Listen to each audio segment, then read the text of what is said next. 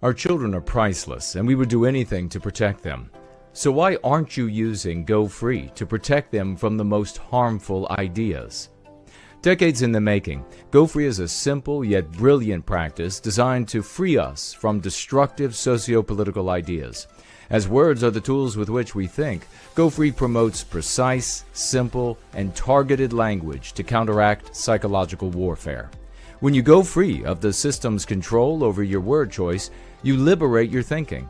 As you grow, you can empower others. And the most important thing you can do is inoculate our children against the ideas that are meant to harm them.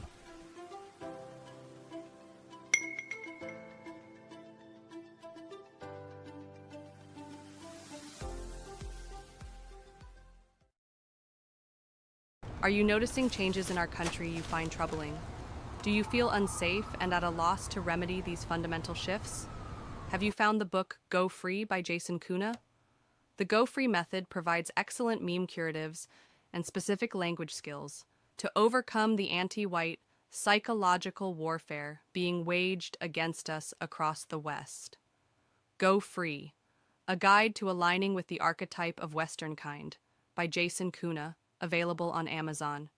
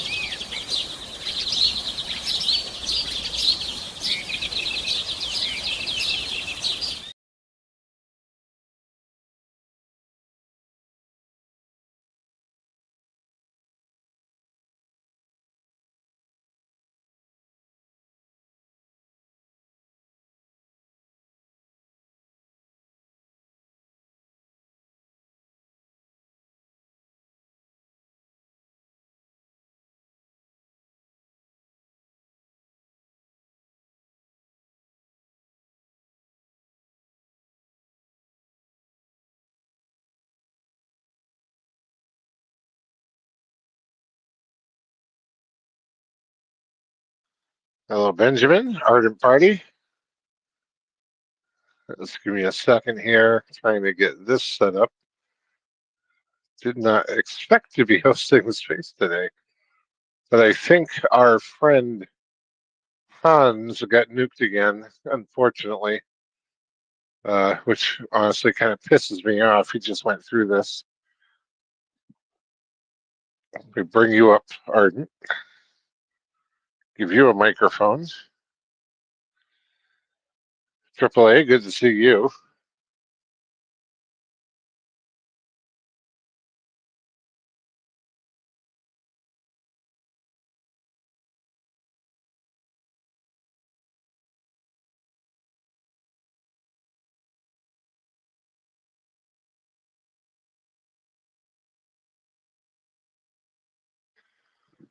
Alrighty, Ardent. Can you hear me? I can, in fact. I was just thinking it's probably a bad idea to give me a microphone with no particular topic because I'll probably just start telling racist jokes. Yeah, well, not like I said, I didn't really expect to be hosting, but clearly something is going on with Hans. I did send him an invite. I don't know if he'll even get it or be able to come in because, of course, this is quite unexpected. Indeed. Hopefully. Anyway, hello to But everybody else. anyhow, how are you doing, Arden? Well, it is, as we say here in Newfoundland, pissing down rain, but otherwise I'm pretty good.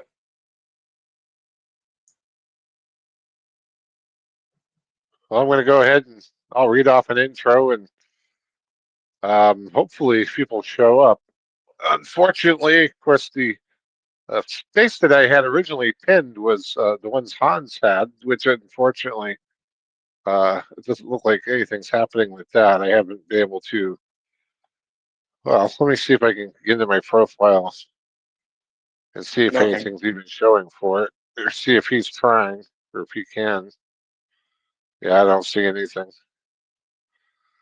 While you're So, doing that, I can speak a little extemporaneously if you'd like. oh, please do, so I can get in here and pull up some topics. Okay.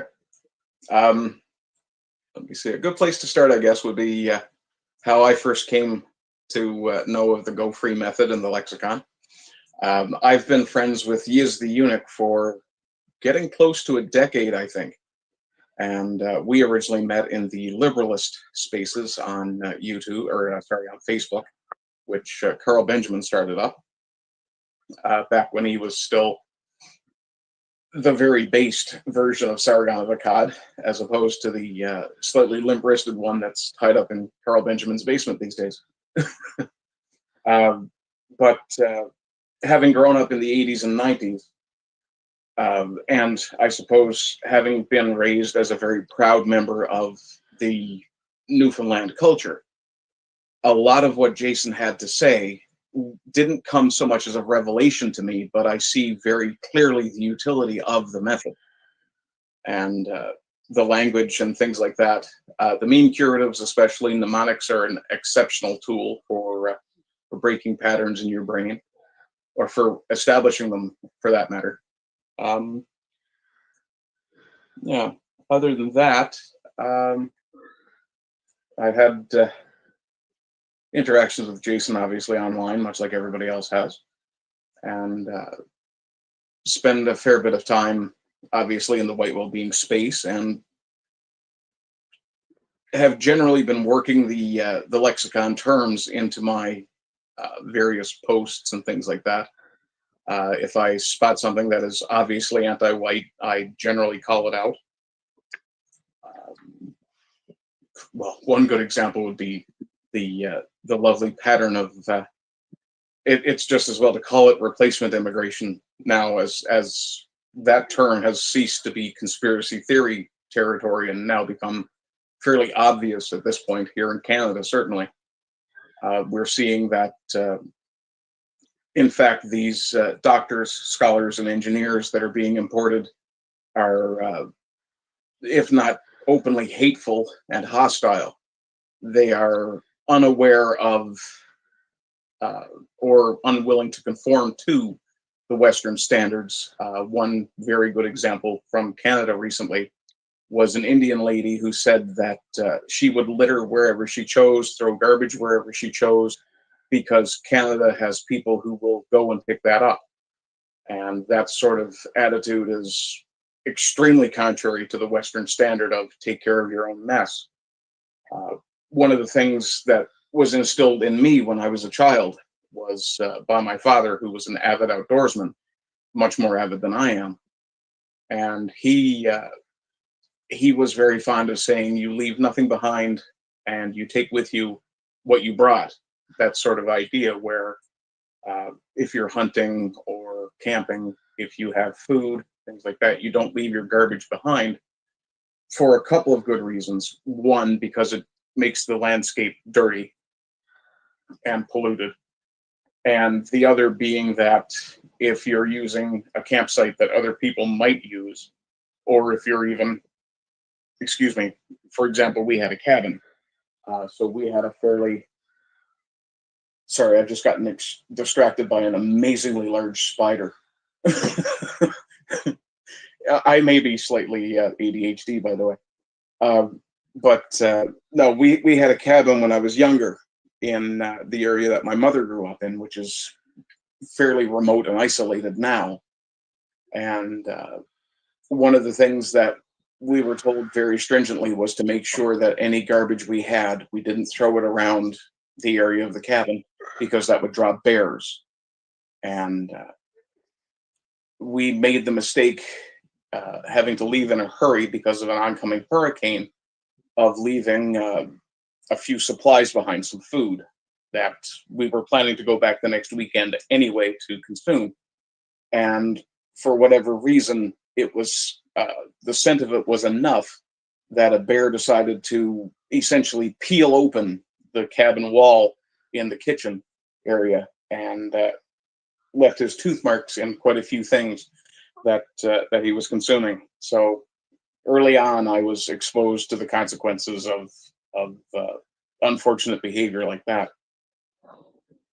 And one of the other things we're seeing here now as well with the newcomers, the new Canadians, as they like to call them, is that they are. I'm trying to be as charitable as possible, but they are essentially ravaging the countryside and even the urban parks and things like that. Taking ducks, emptying out fishing areas that are meant to be catch and release, things of that nature. And of course, all of this is being done without any consideration of, let alone the future, but any consideration of other people's needs, which is another one of the Western standards that I find should be upheld as stringently as possible. Because without consideration, it turns into, rather than working together, it becomes a situation where it's every man for himself, and that is an easy way to divide and conquer, or to have people divide themselves so that they are easier to conquer. Other than that, one of the things I find really rewarding about being part of the white well-being sphere is that not only am I part of a community that I understand implicitly because it's part of my biospirit, I'm also occasionally upgraded, brought up on things that I have said that I should reconsider, which I absolutely appreciate being told when I'm wrong, because to me, that's one of the ways that you improve, is when your people share with you, how to put it, their opinion of your actions, whether it be positive or negative. And that's definitely something that more of us should probably engage in. I will say it should be engaged in carefully, because some people don't take well to criticism. So you may have to couch what you're saying in gentler terms than I might occasionally, and gentler terms than might reach me on occasion. For me, I guess because I grew up somewhat rough in terms of the class that I grew up in. I definitely grew up working class, and because of that, correction is often stern, to say the least. I was never struck. Actually, that's not true. I was spanked once, and that corrected me very clearly. But that was because I was reaching into a hot oven, and I definitely had it coming. But I would say that that sort of correction as well, correcting your child when they do something wrong, while it seems to be somewhat universal, uh, the Western standard seems to be more that we turn it into a way to teach as opposed to a punishment so that they avoid doing it again in general. Obviously, something like I was doing, reaching into a hot stove, is the sort of thing you need to negatively reinforce, because you definitely do not want a child to do that a second time when you're not paying attention.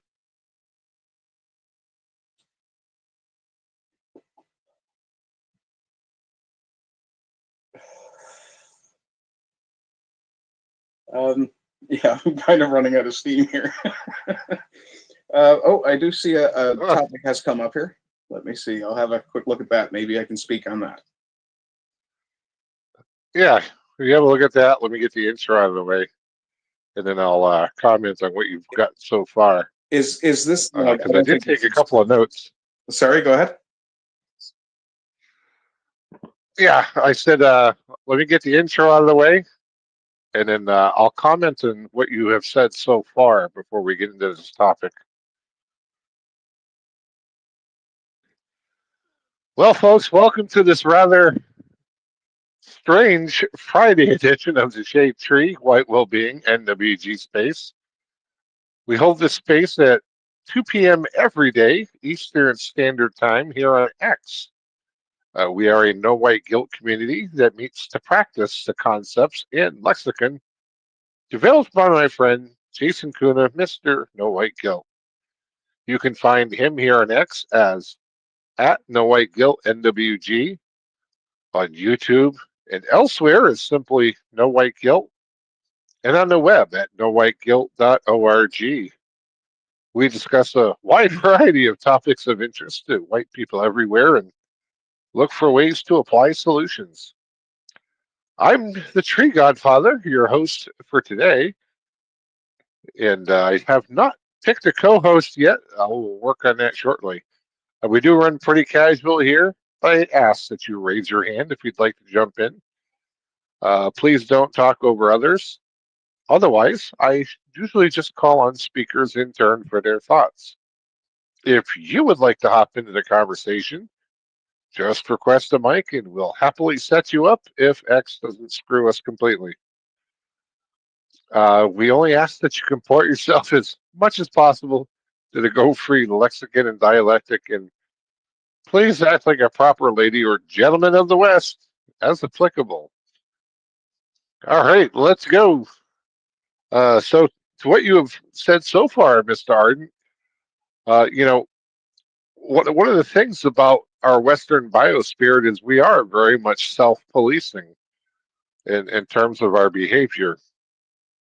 And that's very important when you bring up the other thing that you mentioned, of course, which is the poaching. And that is something we have seen here in the U.S. so rampantly with these imported anti-whites. Is they have absolutely none of our Western norms for preservation, for wildlife, for respecting our fish and wildlife laws.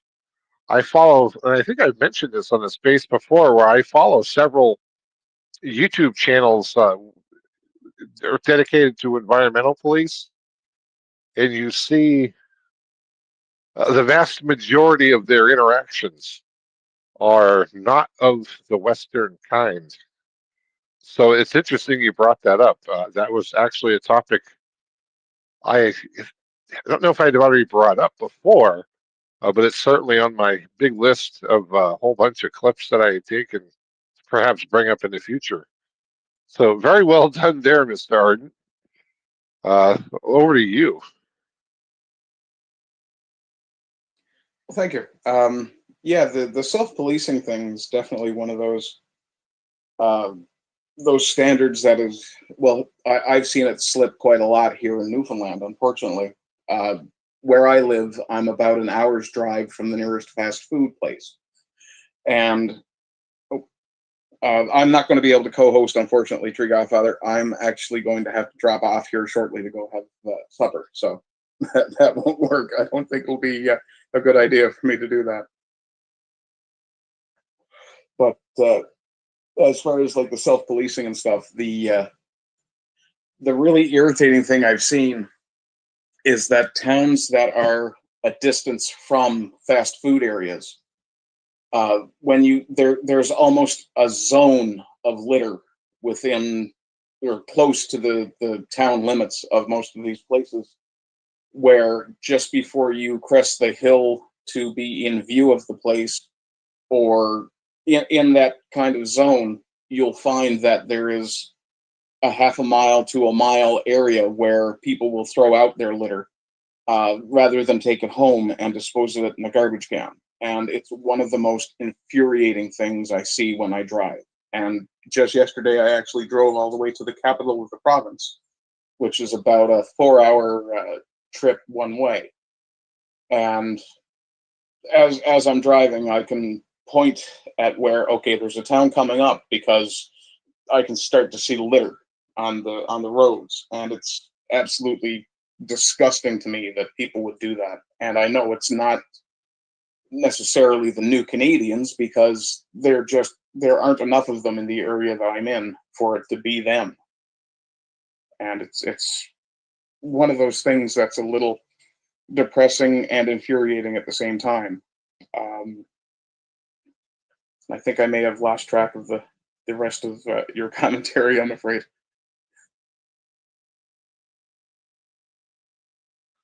Well, that's all right. While I have you, I think, well, first, let's welcome Robert. Good afternoon.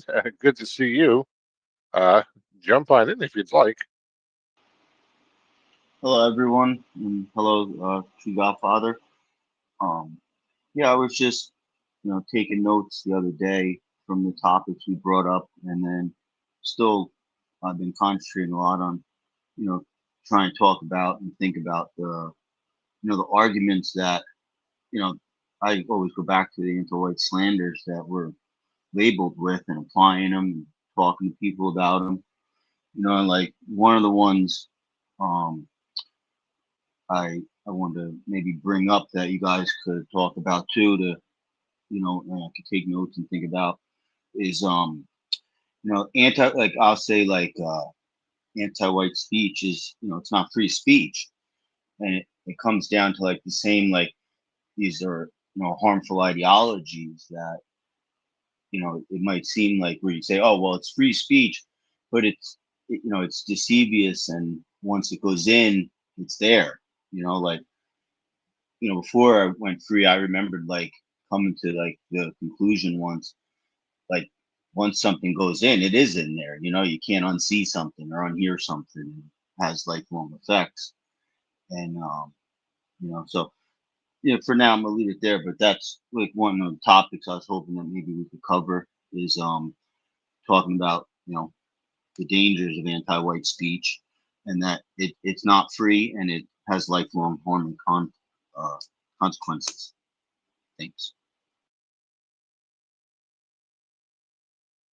Yeah, no problem, Robert.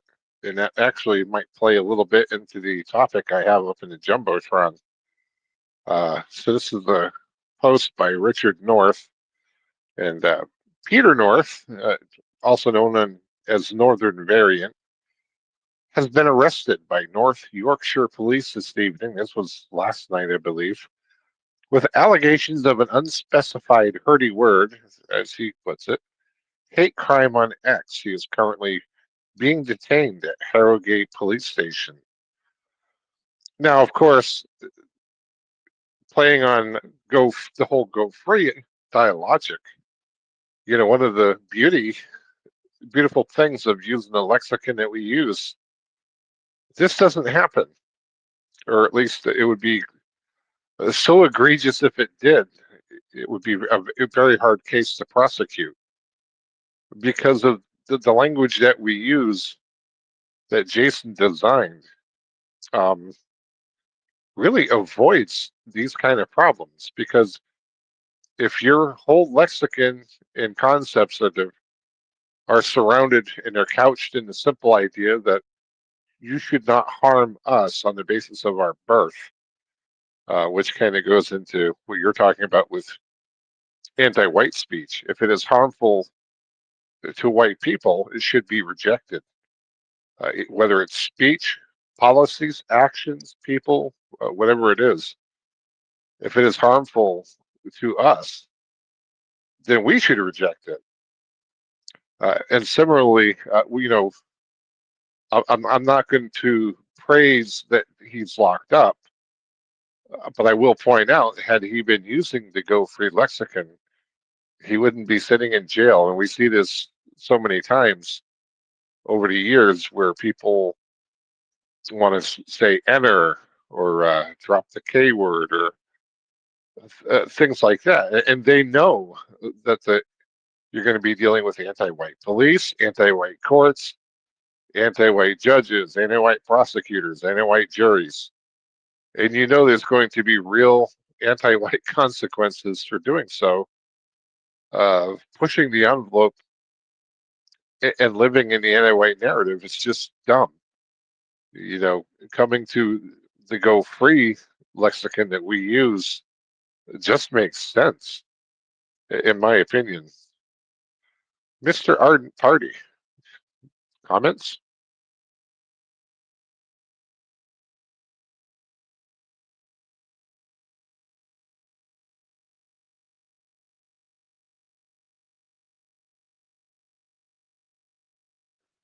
Perhaps not. Okay. Mr. Blue Flame, good afternoon to you. Come on in. Hey guys, how is everyone? You doing good? I'm doing pretty good. I'm having a fun little time just like let's say 10-20 minutes ago. uh yeah, I apologize if I can't speak to any topics. I just joined in and I had to run for a moment. I just got back right when you asked. Um but if it's okay if I might slip something in there. Um yeah, I shared it with some folks already is that I wanted to comment to some lady who apparently has been going after what she calls the radical left, and I thought it's like, this is maybe someone that can be reached with white well-being. So I'm going over to her and I listen to her reasoning, and she goes over how like whiteness means capitalism. It's like, and I come in there, a naturalist is like, no, it's an anti-white slur. I don't think I mentioned Ignatieff, who has been credited to that term, who was a vehement anti-white, by the way. And how basically like everything that certain like I guess now officially terror organizations, or at least one of them, um, how all that what they are about always comes down to the collectivization of everything, and it's all going after capitalism. um, and I presented to this ladies. I go, but if capitalism, and whiteness are supposed to be the same thing, then isn't it obvious that if they want to eradicate, like by their words, they want to get rid of capitalism? So if they equate it with white people, doesn't that then automatically go hand in hand? Is that capitalism is their code word for going after white people?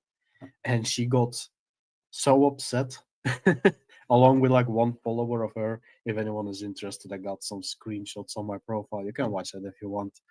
And yeah, I got to say, it's like it was a bit funny. I had hoped that she would be like, you know what, you make a point, but yeah, apparently she is an anti-white. I didn't know her. But yeah, she just tossed a hissy fit, immediately blocked me, her follower, as a good little obedient uh, individual, let's say. completely followed suit, and then they were reinforcing one another a little bit, which is a show of, in my opinion, that is a show of someone being, insecure in what they have just done, kind of shushing their own conscience with gossip and like manipulating one's own feelings, like the gaslighting. I know it's like a horrible thing I just did, but I'm gonna, spit out some garble to excuse it, and then it's all okay. A pretext, an anti-white pretext, basically. And yeah, it just so happened there's someone with 90,000 followers, and I just noticed that it hasn't gotten an enormous viewership yet. Maybe it might still have, and I think some of her crowd are, well, suddenly I got a bunch of follows.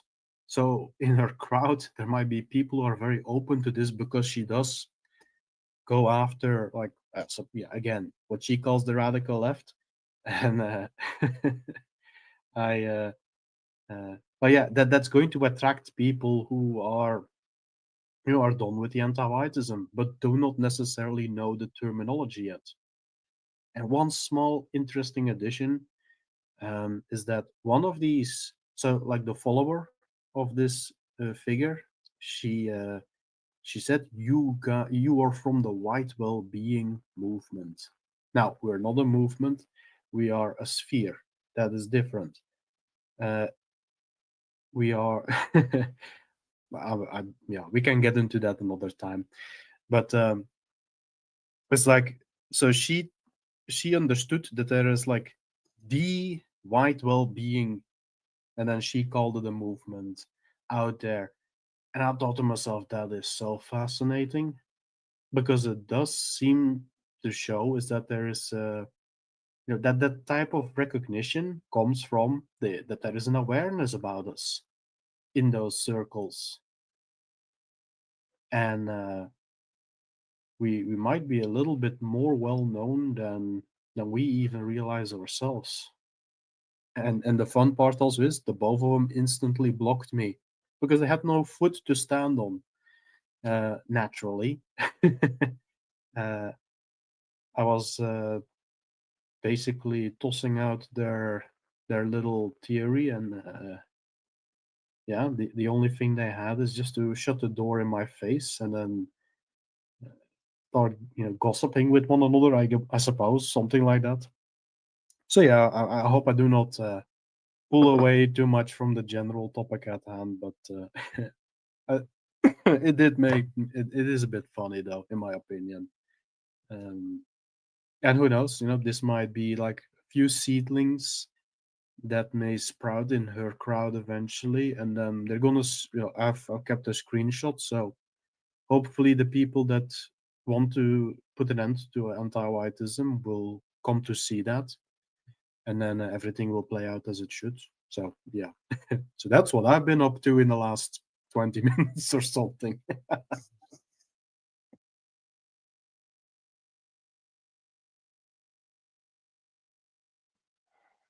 Yeah, so I don't know if you read the Shade Tree chat, but Hans was supposed to host today.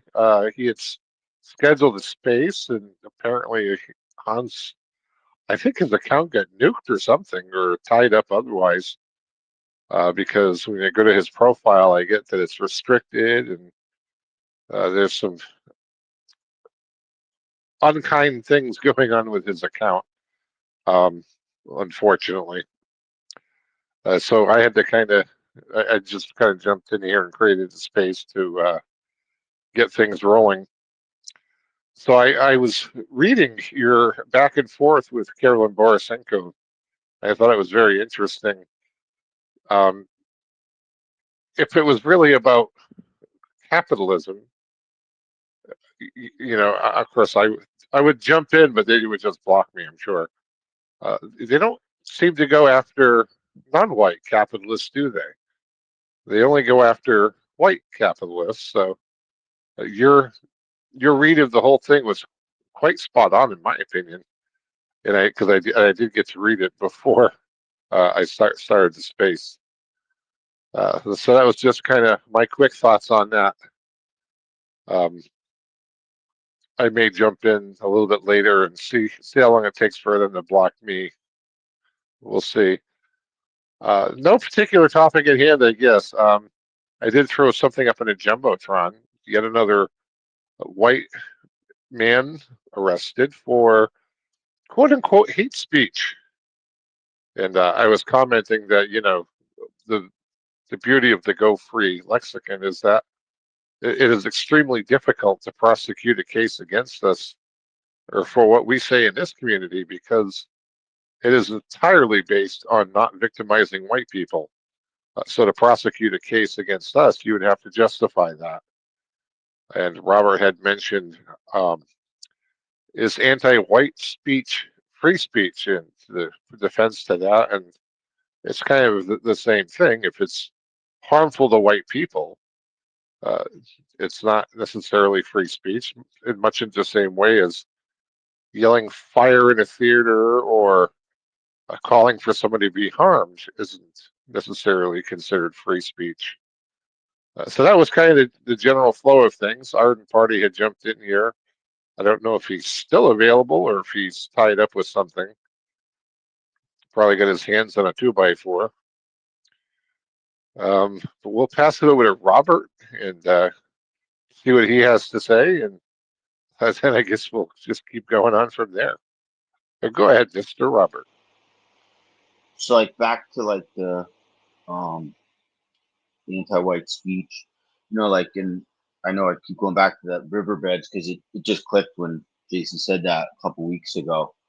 And like, yeah, us and having that value of free speech, that is inherent to it just comes naturally to us to believe that, but we're so poisoned it's not like we can't even identify that it's not natural to constantly hear negative things about us and feel the shame that they, try to instill in us for just being us, white people in this country, in all our countries. I'm gonna have to mute it. My dogs are barking.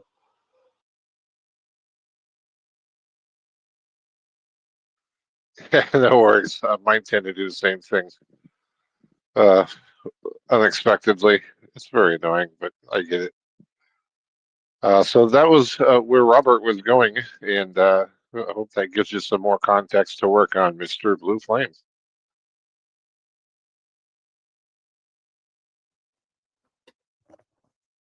Yeah, there. Like I wonders, like why did they specifically go after Hans though? Like, what's up with that? Like I'm so in a certain I mean, what he shares out there. I mean, as far as I'm aware, it doesn't share anything that calls out to any weird behavior or whatever it's going to be. Simply stating facts about anti-whites, and that's that.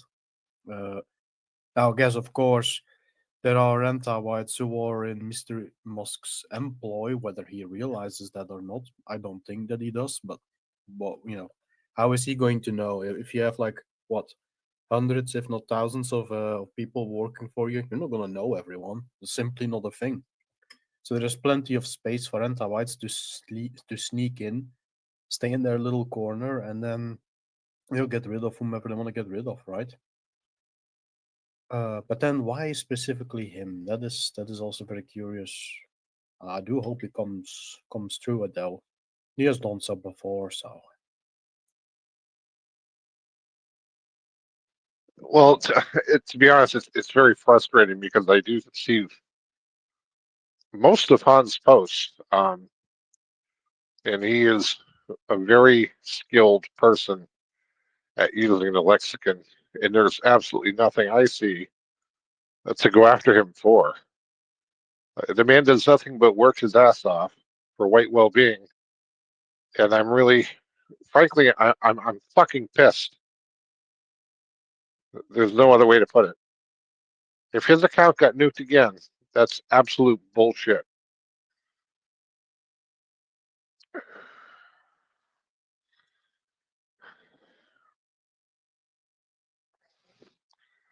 oh, if you're speaking, I can't hear it. Just saying. I was finished. Oh, okay.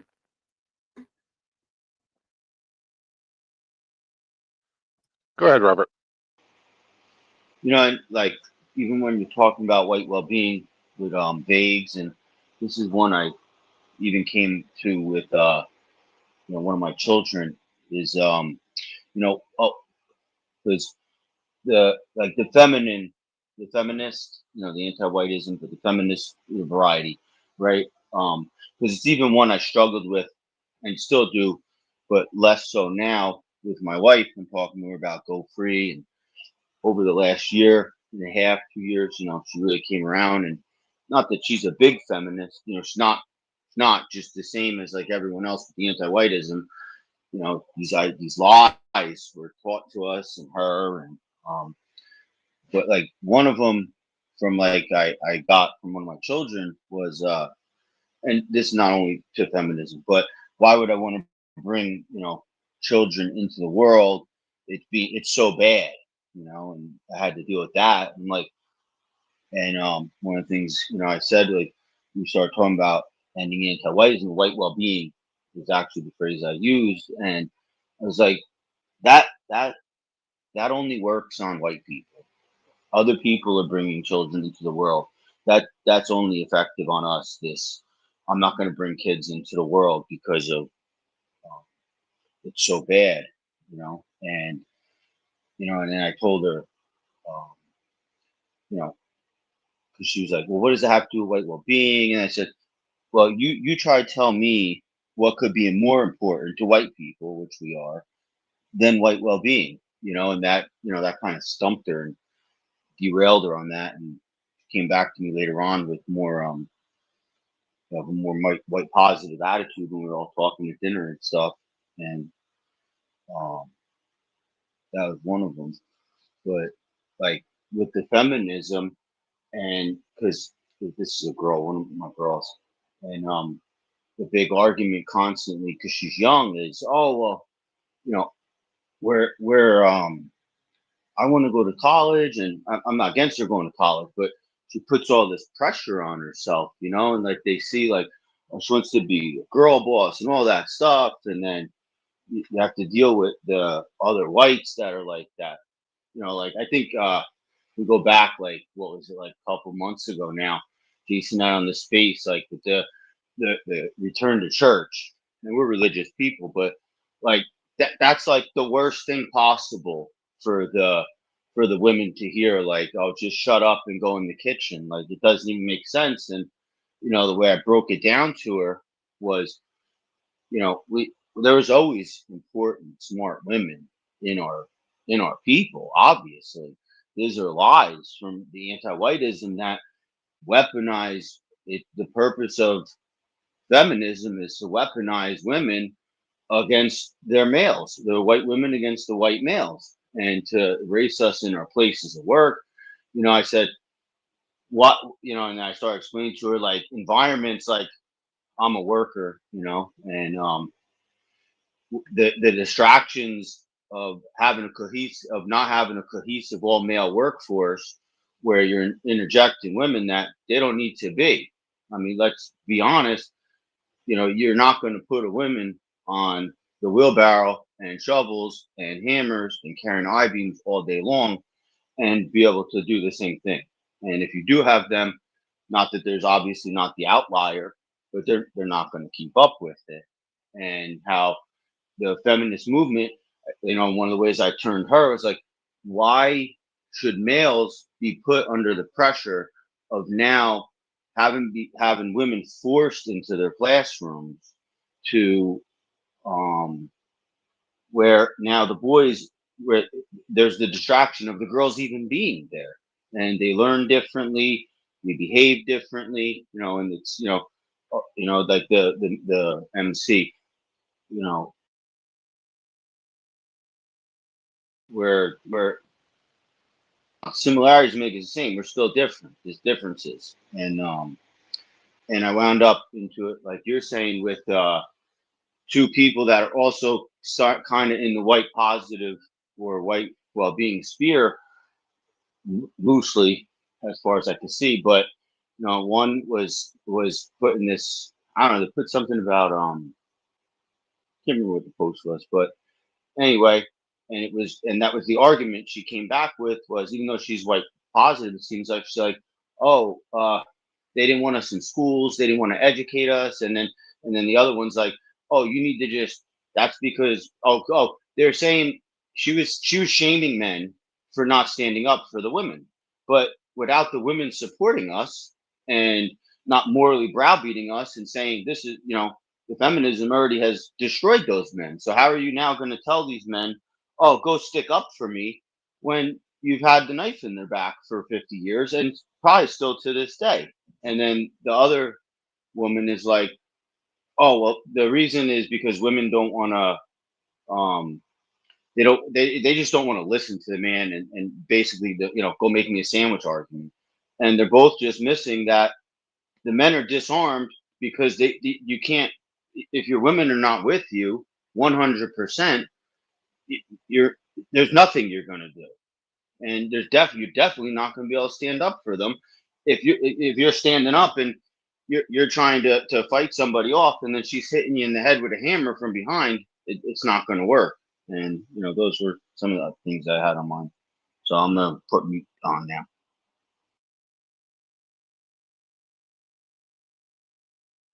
Yeah, I didn't catch all of what you said, Robert. I'm sorry for that because I was kind of doing some admin stuff here in the background. But I did catch a good chunk of that. And I'll tell you, one of the one of the other things that the feminist variety of anti-whiteism does tell women it's shameful to stay home and raise children. That was the first thing they told them. Is, you don't have to do that. You can go out and be independent, which is, of course, a lie because there's no such thing as an independent woman. Men create everything in existence.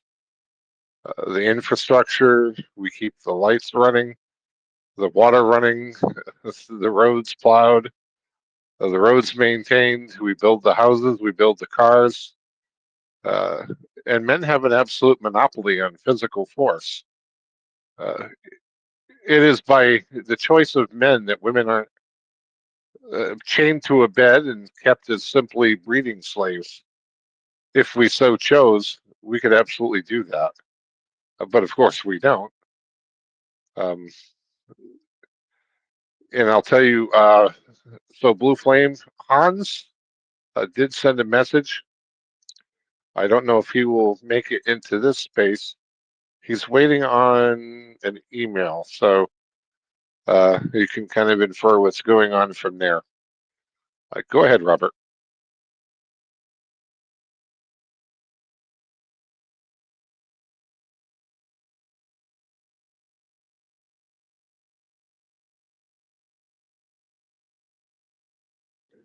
Yeah, you're muted, Robert. I can't hear you.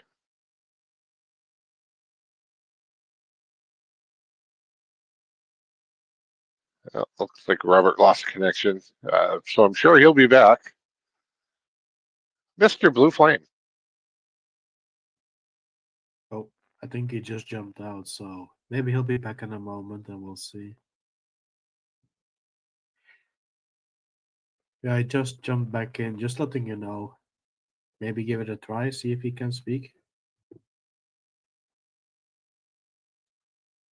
Yeah, hello, Robert. Try again, brother.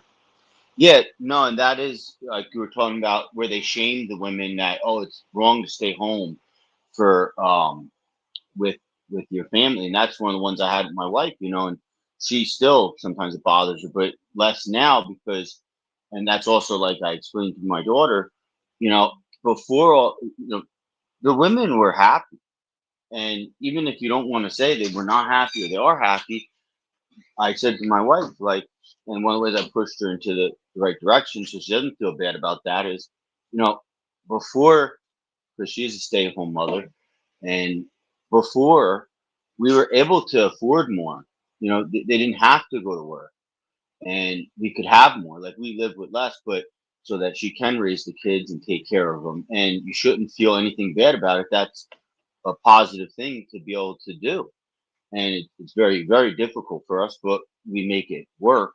And And that is what, not that's what feminism took from us. It took us from being able to support our families off of one paycheck and live a good, decent life. Like, you think about it, a long time ago, like the stories, they didn't have to do all this overtime.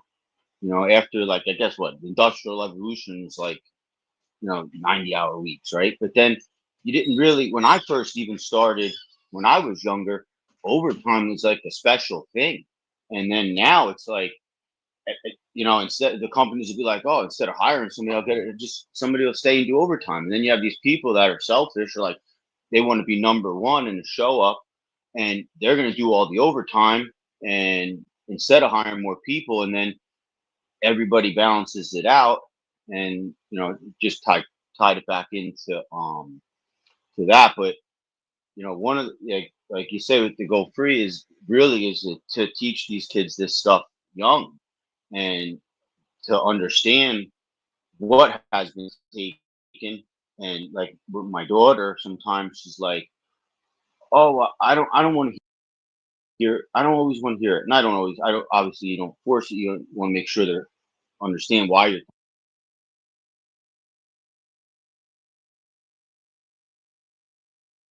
telling them. And she's receptive when she wants to be. She's a girl. And she but now I kind of lost my train of thought. But she explain to her, if you don't want to accept these and understand this, and my wife is positive all these things with me, so it's easier. And someone else comes along and puts ideas in your head, back to the anti-whiteism spreads through words, just like the other stuff we were talking about the other day. These people can't reproduce, so they reproduce through spreading their words, through the ideologies, right?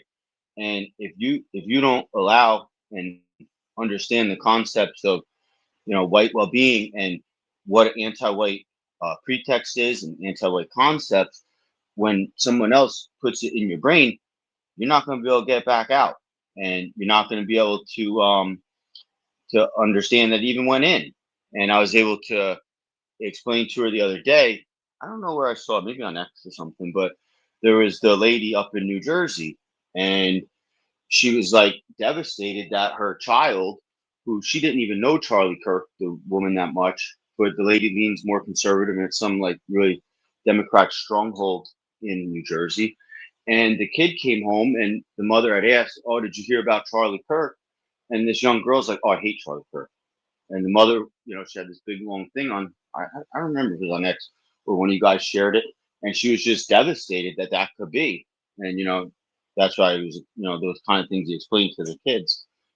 See, where's the teacher going to school? The teachers are teaching them this. Like, I was listening to and that's why I brought up the other day with the LGBT thing, only because obviously it's harmful and they spread through the words and tying it together with anti-white speech. But like, some really smug um, guy over in England, I think in Europe somewhere, and he's very smug Muslim, and he is. I only listened to. I was just listening. I just wanted to hear the debates of the arguments of the people, but like, and but automatically it's like, he's shaming the English people about, oh, you have all these flags up. Why you don't see the flags in our country? Because we protect our people from harmful ideology. And it just completely stopped it right there for himself, and that's it. And nobody pushed back on him. And that's the strength of, the, even though it's not even numerical courage, they can just, you know, they're well beyond their numerical courage. They just say what they want with impunity. Where probably if an English person over there said that's a harmful ideology, boom, like you're saying with the guy arrested for hateful words. So that's it for now.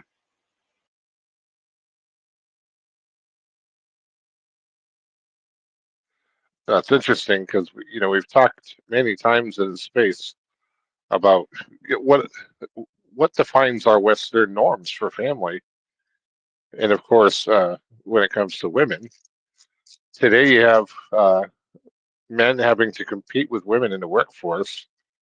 So we do have that requirement of both parents working, which means the child is dumped off in daycare. So even in their most formative, sensitive years, say between birth and 5 years old, they're exposed to whatever ideology the caretakers have. So you have that issue.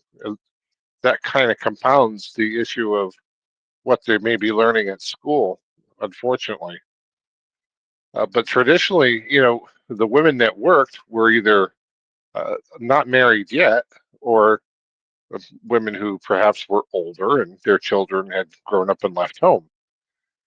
So similarly, we talk about, uh, you know, being a mother is it's not a slur. It is a very important job. It's one of the most beautiful things on earth, in my opinion. A mother with a child, and that's how it should be. Women aren't, I don't believe women are meant to punch a clock.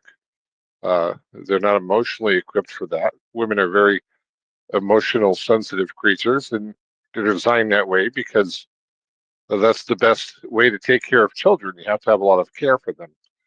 Men tend to be much more pragmatic and, of course, physical. You know, and I think I had mentioned it perhaps yesterday or the day before. Um, I just forgot where I was going with this. The All right, I just had a mental roadblock. Sorry for that. Women, you know, I think it was perhaps yesterday because they had the laughing baby up there. That is a very beautiful thing where you have the woman with her child. Women should be able to see all those first things that men usually miss out on. Oh, and I think I was going to mention, traditionally women lived at home. They lived under their father's care and protection until they got married. And then they would get married, and then they would be under their husband's care and protection. And again, women stayed home, took care of home and hearth and all the raising of the children. Uh, that is not a, that is so vilified today, but only for us white people. You see, even in media and commercials, of course, plenty of advertisements with non-white families, but you only see white people in things that are negative. And I had mentioned in a space a while back, if you see a white woman in an ad today, take pet food, for example, it's always just a woman. You'll see a non-white family with a dog, and then they might have a single white woman. So of course, the suggestion there is that don't have children if you're white, have a pet instead. So there's so many mean pathogens that we're exposed to on a daily basis. But being a stay-at-home mom is not a slur. That is not an evil thing. That is the most beautiful thing on earth, in my opinion. And my wife happens to agree. She worked as a nurse until we got married and we had children, and decided that it wasn't even a discussion. Is we have children now. I will stay at home, take care of the children. And as I've said many times, that is the best thing that my parents ever gave me, was a father that worked and a mother that didn't. I would get home off the school bus every day, uh, right up from birth, right up until adulthood. Uh, get off, get out of school, come home. Mom was there. There was always food that was made. She made sure I did my homework. It's just a very important role that you can't sub out to some provider and expect the same results. So just as it's important to have a father in the home, I believe it's important to have a mother. And I think I've rambled a little bit too much.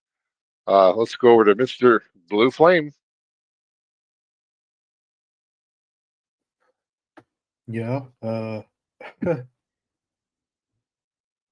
I would even say is that as far as women having leading capacities, I guess among their own, that's all well and good. I'm not really as how shall I put it? Uh,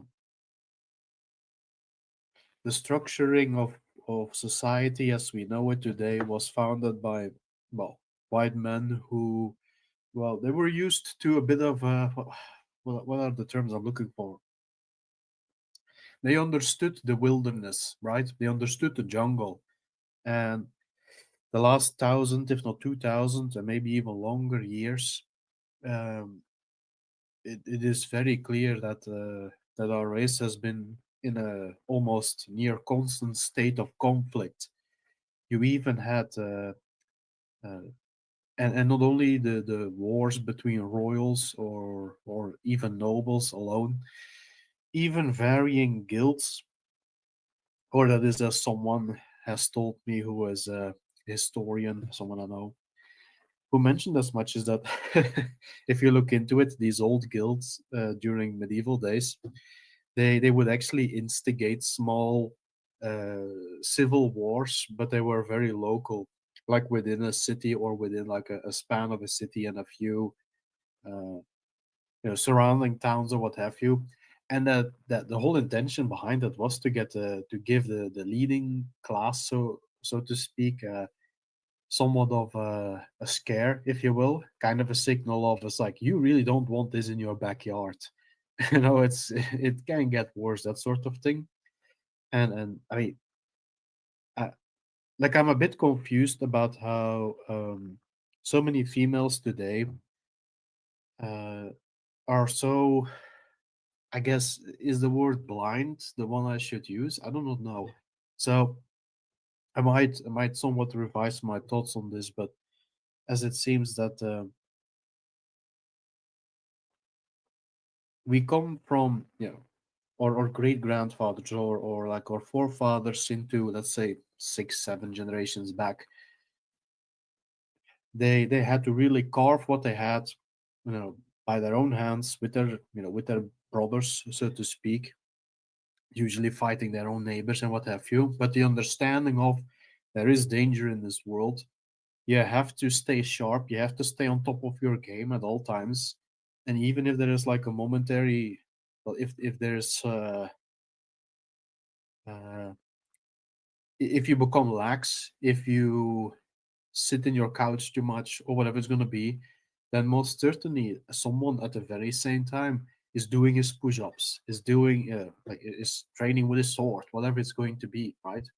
So no, you do not get to do that. You have to stay on top of your game, or the guy who does more pull-ups than you is going to come for you one day, and that's going to be it.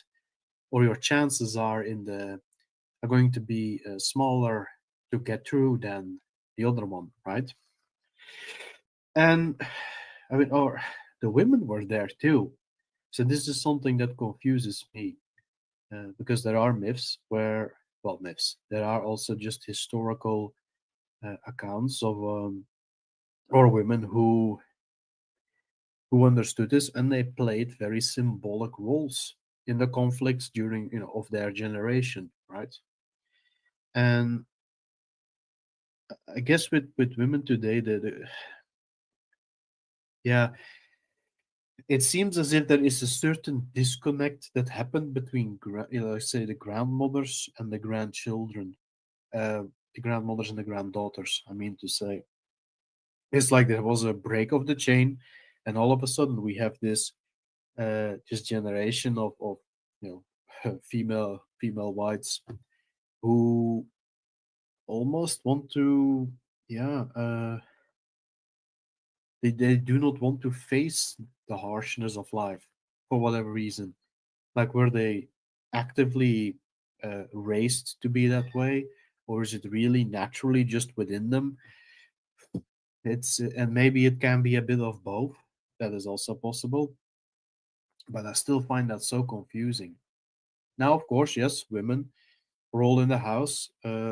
Mothers, caretakers, whatever it's going to be, can even that can even be from a woman to a wounded, a wounded individual, wounded man, wounded woman, or just the sick people who are sick, and to yeah, to be that caregiver, to be that healer in the general household or the more tribal sense, um, a little beyond your own household, but maybe like the neighbor, the next door family, whatever it's going to be, right? Uh, I guess I'm a little bit all over the place with that. But what confuses me today, I suppose, when it comes to that is okay, so we have these caregiving roles that make sense. But at the same time, they also have to understand is that when you soften the men around you, when you tell them to stand down, shouldn't they, when they should be standing up? Isn't there like doesn't it dawn on them for whatever reason that that's like the very source of your protection, the first, second, third, and last in line to protect you, you're gonna tell them to lower their shield, to lower their sword, to take off their armor, whatever. And it's like that. You think that is not going to influence you in any way? It's like that makes zero sense. And I do not believe for 1 second that you could have told that to our women. I don't know, 2 centuries ago or whatever it was going to be. They would laugh in your face. They would immediately and rightfully distrust anyone who would tell them to do that. But then today, it's as if, yeah, I keep standing. Like I still struggle with it. It's like the idea that it is supposed to be normal for a woman today to basically be this a sort of oversized, urbanized toddler. It's like that just strikes me as so off. It's like something has been done there that isn't right, and they're reinforcing it into one another again. Uh, that seems to speak to me about a certain insecurity that's at play.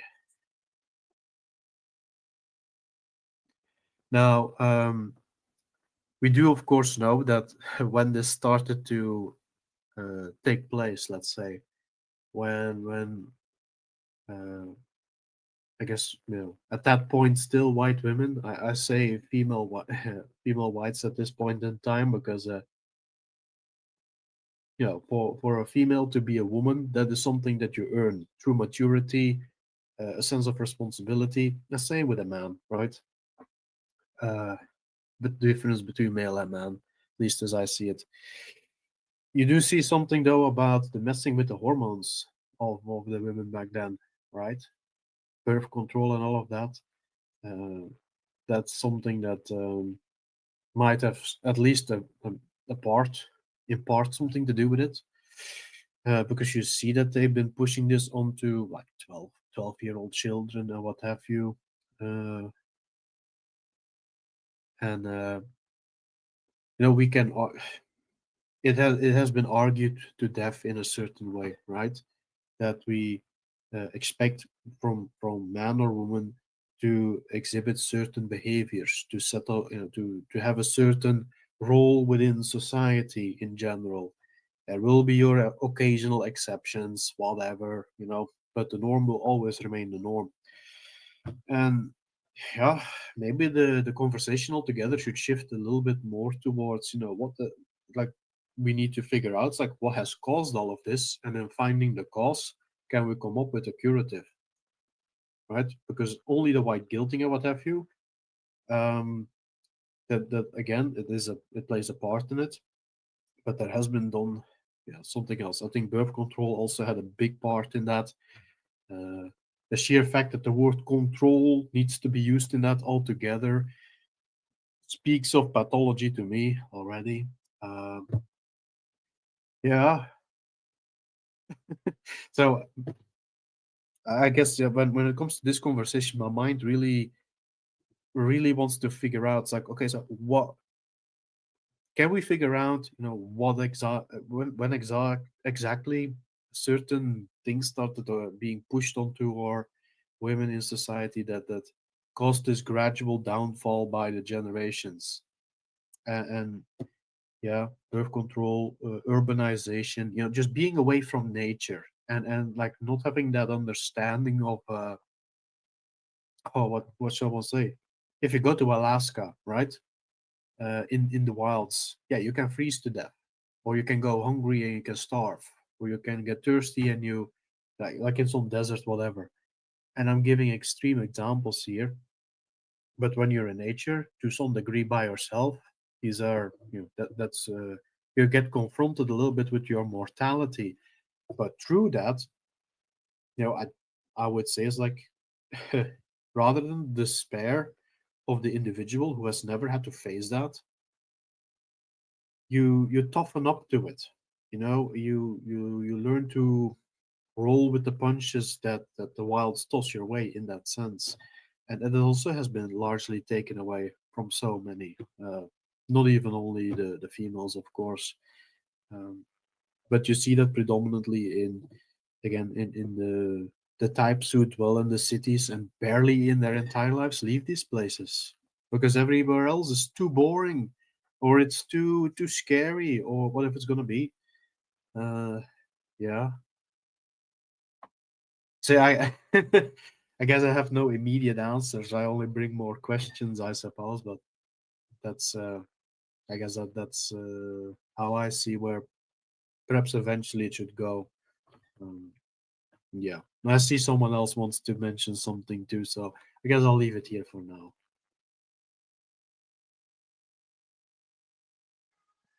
I can only add Blue Flame that for myself, having three daughters, teaching them about anti-whiteism and white well-being has been the best move that I've ever made.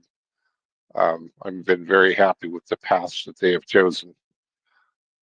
Just Dilbert, come on in. Hello, can you hear me? Hey, we sure can. Great, because I'm on PC, and in the past it gave me a lot of trouble. So I hope it goes better this time. Apologies about the space. I think I think I may have collected an anti-white stalker who is, I don't know, maybe listening to the space. So um, yes, I can't really explain what's happening now. I'm waiting for an email, but the email isn't arriving. So this can be an instance of glitch banning, but I'll see what happens in the next day or so. I can't unfortunately co-host because the Jumbotron doesn't work on PC. Sorry. All right. Well, first of all, I actually don't have anything up into Jumbotron, so don't worry about it. But you have nothing to apologize for. I only wish that I had figured it out a little bit sooner, but we weren't too late. I think we got started about 15 or 20 after, but no big deal. Hey, it's not your fault, man. So, you know, but come on in, Hans. Well, I left it to the last second, and then I was on time by seconds, and then when I pressed the schedule space, I got the locked out verification email. So the issue is, yes, don't don't do things on the last minute. If I did it in half an hour or 2 hours before, we would have had time to let everyone know, and then everything would have gone ahead. But yeah, don't leave things to the last minute. That's what I'm apologizing for. Which goes back to don't apologize because I've done it too. So, like I said, there's no mistake you're going to make that I haven't done already. I get to lead the pack and set the example for what not to do. That's how I figured out what not to do with these spaces by making all the boo boos. So that's all good, man. I guess if I can find it again. I'll bring it back up to the jumbo. See if you had any input. We weren't talking about really too much in particular, although Robert had brought up a topic that we were talking about women basically and their role in Western civilization. So that's kind of where we left off, brother. Now, I have a cool Man of the West lined up, but that will be for tomorrow. Let's see if I can survive for one day.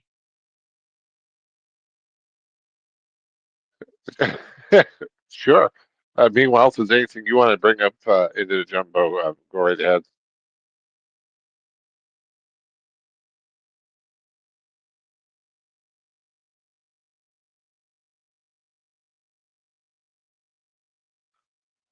So what I had brought up was this was posted yesterday, and this is from Richard North. Uh, Northern Variant has been arrested by North Yorkshire police this morning, and long story short, he did not use the Go Free lexicon in a post on X and ended up in a jackpot for it. Now we, of course, in this community know that never works out very well. So that's kind of one of the topics I had up there, and then of course Robert had brought up the anti-white version of feminism. Go ahead, Robert. Yeah, I remember something else. I was, with the because it started with the feminism but it's about spreading it, via word, the anti-whiteism and the anti-white speech was like one of the things I run into with trying to do, getting live comments and stuff, and you'll hear all like I'll make comments or even in the comment section on YouTube and be like, anti-white speech is not free speech. It should not be free speech, or it's dangerous, and it has consequences. And then always you get these, and usually it's like the LARPers, in my opinion, like, I'd rather know my enemy.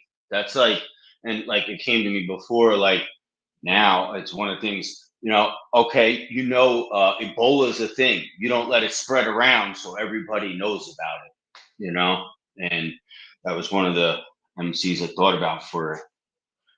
That's about it though. Hans. Yes. So you see, X can block my account with for no specified reason, but because there is no reason other than its heresy to anti-whiteism. But if you go outside the Go Free lexicon, if you go into playing the villain in the anti-white narrative, then you are come within scope of the anti-white laws, but not really the laws, more the anti-white social morality, because this unspecified word is definitely going to be specified at some point, because they wouldn't take someone in for a word that would seem moral to the population. This is something we've talked about before, is the laws are just tools they use to persecute you, but they won't use those tools if they are going to be put in the immoral position. So this hurty word was probably something from the Second World War, or it was something with some negative, slur to referring to non-whites, or maybe any one of the anti-white privileged categories. But it would be a word that would seem immoral by normal white people, and such a word that people would not feel compelled to defend the use of. And that's a big difference. They can act on that because they are not going to be exposed. Well, when you use Go Free Lexicon, for instance, they can block my account, but they cannot do anything more because people are going to find out that the term that I used is something like white well-being or anti-white, or this is an anti-white pig, you know, which is an insult, but it's not an insult that people are that they will want to be put in a position to deny. Um, so this is the big difference, and you're right. The Go Free lexicon would maybe not protect you from Twitter, but it will protect you from legal consequences. Not because the anti-white regime will not abuse the law, but because they will be put in the immoral position. And how appropriate that this demonstrates one more time that hate crime is really just an anti-white slur with legal force.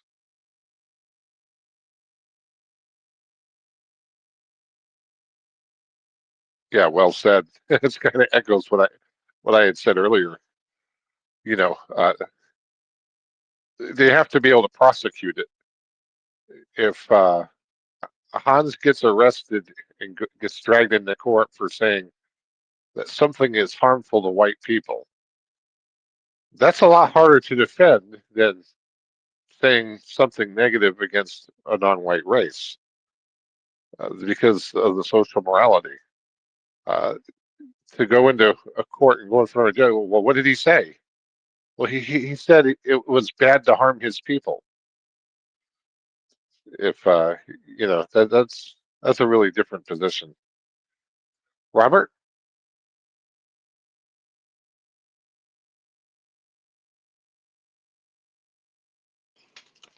Yeah, I like the way that um, Hans put that.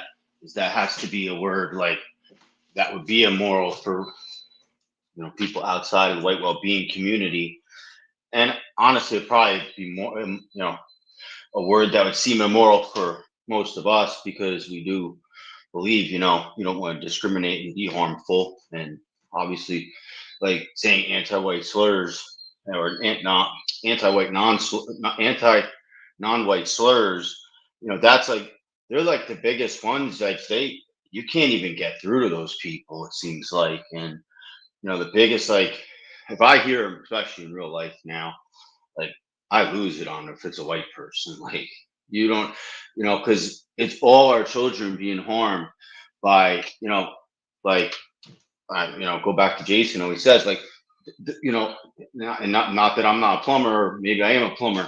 The plumber says this anti-white slur, and it's harmful to all of us. Like, see, that guy said it. Everybody's saying that, and like that same LARPer community I was telling you about.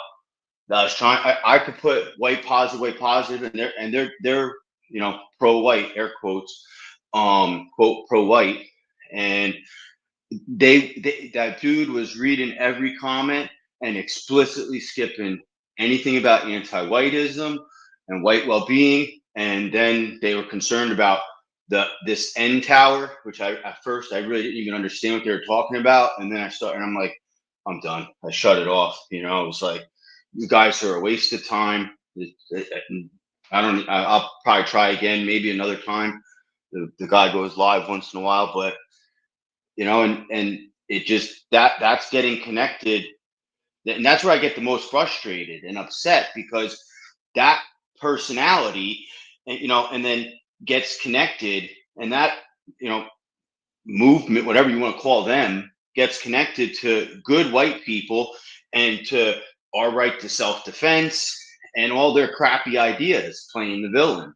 And then like having them, they'll put like good pictures of themselves like larping around, and that resonates with younger guys that maybe don't have enough sense yet, and are like, see, I want to be strong. That looks strong, and then you come over by us, and like, not that, and we know we're strong and doing the correct thing, and these guys are like, but the younger guys are seeing that like, well, I don't want to be talking. Look, though, that's strength, and that's the biggest one of the biggest battles is the anti non-whites that are white. I've now been more than once been attacked by anti-whites, that are also anti-Jewish, and they just, so like that whole movement of, I was never involved really with that anyway, but with the anti-Jew movement is insane, and it, depending on where you live, I wouldn't even put it past, like, I know they say, like, obviously, like, those kind of people, for content creators like that, the anti-white Jews, because they, that emboldens them, the 100 million they got. But I wouldn't be, most of those people that are saying those things, they don't even realize that they probably work for good Jewish people. It's not it's just a non-feasible concept, and it just is so harmful to us and our children. And that's all. Yeah, the problem with the anti-non-white LARPers is they're actually anti-white because what they do is harmful to us as a people because it prevents us from becoming a people. Hans?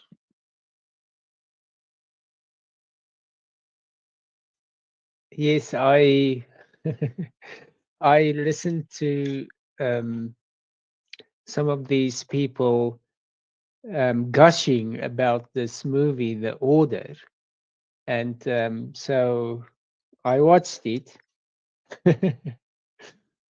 and I tell you, it is incredible how different we see the world to the people who are anti-non-white, because I saw anti-white narrative, horrible depiction of white people who care about white people. The movie starts with two of these white guys murdering one of their white comrades because he has a loose tongue. Not that he was a traitor, it's just that he doesn't watch what he says. Um, so this movie is full of horrible anti-white meme pathogens that just flies over their heads. They think they are these super pattern recognition machines, but they're missing all the stuff. They are on step one of the pyramid, where they notice that white people are being persecuted, and then they see this pattern, and then they fit everything into the pattern that they see, but they still at step one of 10. I couldn't believe people think that that movie has anything good for our people. I mean, at one point, he's making a declaration of war against the U.S. government, and it's this motley crew of homeless people who are dependent on the money that he gets from robbing banks.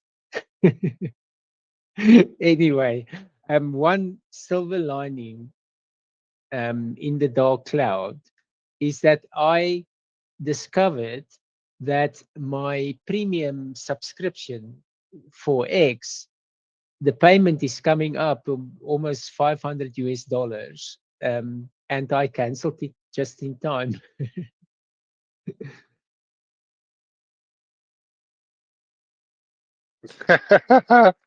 Good timing. Yeah, this pattern recognition, it's interesting because, they claim to be pattern recognition specialists, but they miss the biggest patterns of all.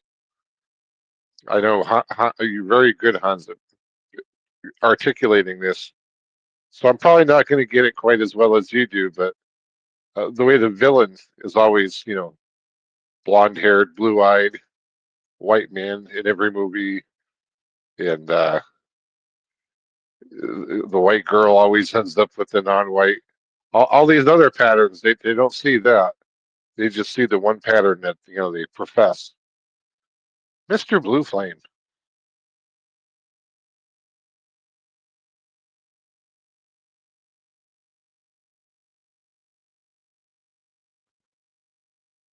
Something to be said for these types who try to make a big fuss about being this way or being that way, or knowing this and understanding that and whatever. But at the end of the day, it's like if you know something, if you comprehend something, uh, Why do you need to go out of your way to show the world about it? Like, I'm such a pattern recognizer. It seems like it seems like a cry for attention, and I do not say that flippantly. It's almost like a. I mean, doesn't anyone else? Yeah, if you have children in your life or what have you, don't you recognize like something childish about that? Like, look at me, look what I have done, look at how good I am, or whatever it's going to be, right? And in a child, that's fine, but at a certain point in life, you still want to get some appreciation for the good work you do, I suppose. But it's not like that exactly. It's more like I pulled this off, and now I want. That was like pay up or whatever. I don't know.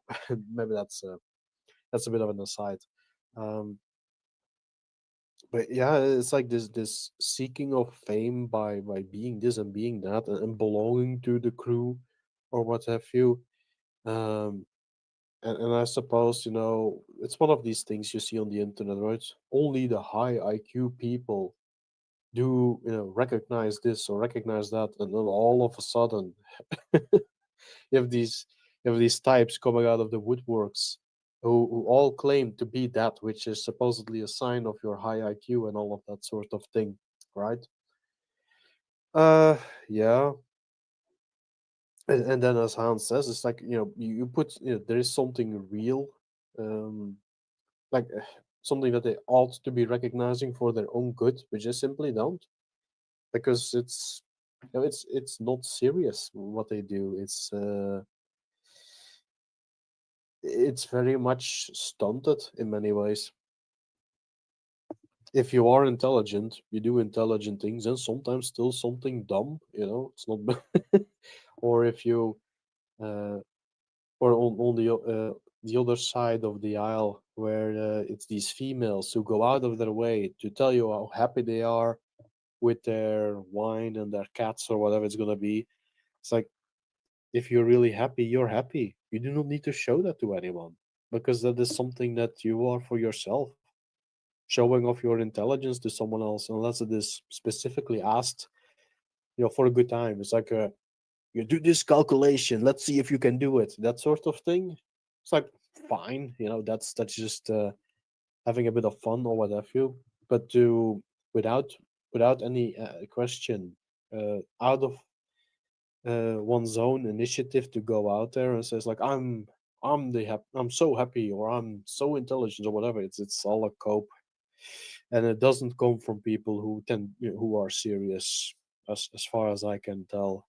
Um, they're kind of a sort of I suppose orange flags, in the sense of like beware. It may yet turn red. Uh, yeah, and you can cross it almost. You can do that across the entire board of people, bragging about things that's. It's like, okay, so, and even if you are, like, what have you accomplished? Like, by saying that, oh, I recognize patterns, so what? That's supposed to be for yourself, not for someone else. And yeah, yeah. I regardless whichever group or individual it's about, these are not the people who are going to make the biggest changes in the world. They're more so the types who, um, what is the word? Who stagnate society, if you will. Uh, and yeah, this in a certain sense, the scariest thing that I've witnessed over, let's say, the last decade is that there are some types who are still today saying the exact same thing that they were saying 10 years ago. After all the changes that it has happened in society, uh, all the moves, 10 years, 10 years that should include more experience, more, I guess, more maturity, more wisdom, whatever. It's simply not there. Still doing the same old stuff, and I guess from what I witnessed, some of these types will do that until they're in the grave, and they won't have achieved a single thing with their lives, not one iota. Well, except be annoying to anyone else, but to me, you're not gonna be remembered long for that. Yeah, that's just my general thoughts on that sort of behavior.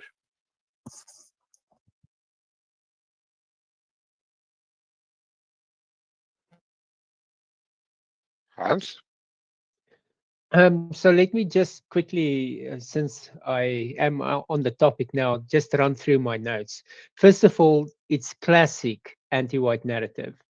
All the villains are white, and all the non-whites are good people in the movie. Some of the me nods, they were saying that the non-whites were and the FBI agent were degenerate. They were not. He was drinking and smoking, but that's not degenerate. The main white villain had a wife and a mistress, and had a baby with. In fact, the movie starts with her being late stage pregnant, his mistress. And then, of course, so we've got white erasure with the non-white competent female FBI agent. So white erasure in 2 dimensions. Then we have white erasure in the good policeman, because the good policeman is a white cop married to a non-white wife. And hear this, he's living in her generational house. In other words, they are really, it reinforces the indigenous anti-white meme pathogen, which tells us that non-whites have belong and we don't belong. And then at the end, the good cop, the good white cop, gets murdered by the white villain. And this motif, this anti-white meme pathogen of the white male giving his life for a future where he's not in control, it replays twice in this movie. One with the good white cop who gets murdered by the white villain, and two by the white villain um, dying for no reason in the house. Um, so and then of course, they are robbing banks, they are planting bombs. This is terrorism. And let me review, because I make notes whenever I see a white sympathetic slogan in the movie. I noted it down. And listen to the terms that are used in the movie to link with white well-being. So they're trying to link these terms, these negative terms, to harming, or it's white sympathetic terms, but they link it to harming non-whites. Oh, the biggest thing, of course, the white villain murders a Jewish radio host in a bomb attack, and I think this is what they nailed the whole organization for. Although I'm not sure about that, but listen to the terms that they link to harming non-whites: white pride, white power, Aryan, white unity, white America, hate group, Turner Diaries, domestic terrorism, white separatists, race war, white supremacists, day of the rope. Now, what did you not hear? You didn't hear the Go Free lexicon in those demonized terms, which is a good thing, because it means everything that we do is still pristine. It's still not disassociated from harming non-whites, which is what we want.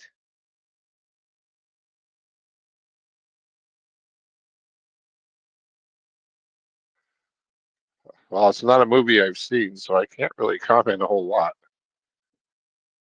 But I do, in movies I do watch, I'm always on the lookout, particularly nowadays, for anti-white meme pathogens and ways that they slip in the anti-white narrative. It kind of ruins the experience, to be honest. Um, I think I spoke on this a while back.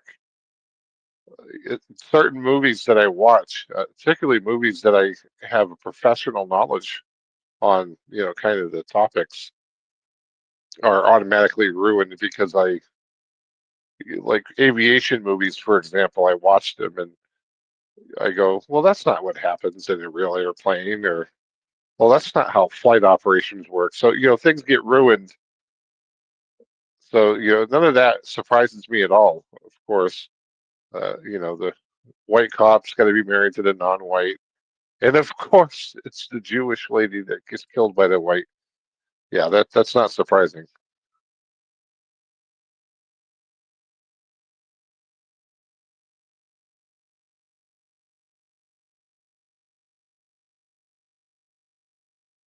Go ahead, Hans. Yeah, that was what I had on the movie The Order. And then, let me find that quote that I posted. I just want to repost this in the space chat. It was at the end of the movie. At the end of the movie, they had this little piece of text, which I can't find now. But it was basically, it said that it called the January 6th, Patriots Day, in other words. It called it an insurrection, and it said this is the kind of thing that came out of these evil white people. This movements like the Order.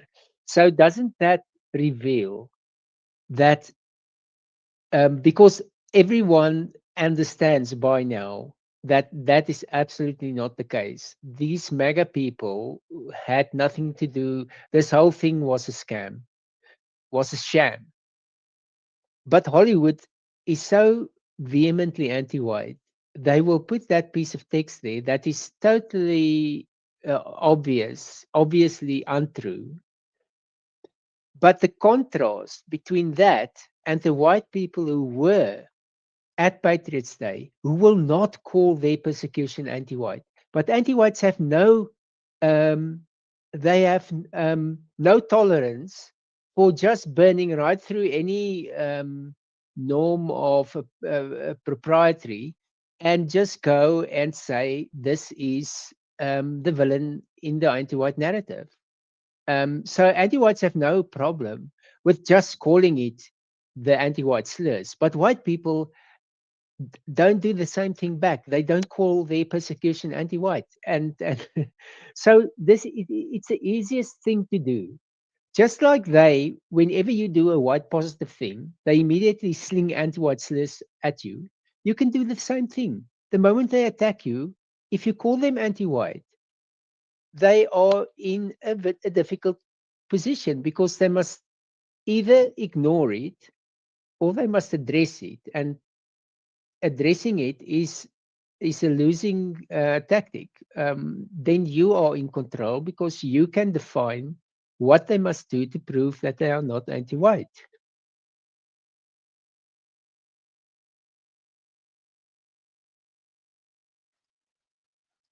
Well, yeah, because anything that for us to be victimized, we're taught that that's retribution, that we deserve it. On a completely separate note, I have to say, and I'm going to give myself a pat on the back, the intuition of bringing you up as speaker, because I looked and I said, no followers, huh? I almost just banned you from the space just out of hand. And I'm so glad I didn't. Um, I got to say, I had a feeling that this that might be you. So you got lucky, man, because you know how our policies are here. Good afternoon, Jason. Good to see you. I haven't greeted anybody yet, but AAA is here. Jerome is here. VV is here. Benjamin's here. Stop at Anti-Vitism is here. Ardent Party is back with us. Anglo-Saxon NWG, musician and clip maker extraordinaire for White Wellbeing is here. This is the cool Papa J. And on YouTube, we have Azimuth Clark, and a bunch of others I can't quite make out from where I'm sitting. But some of you have also popped in over there, so I appreciate that. Mr. Blue Flame.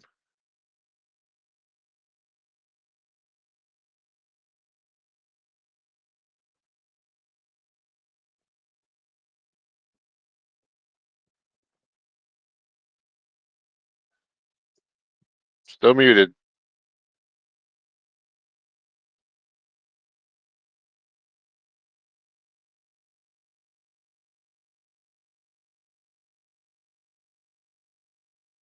Boy, we're all just having a hell of a day, aren't we? That's how it rolls sometimes. Whenever you're ready, Mr. Blue Flame, let's see if we can get your mic working.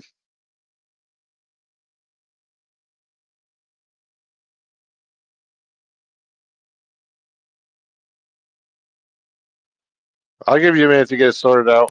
Back over to you, Hans.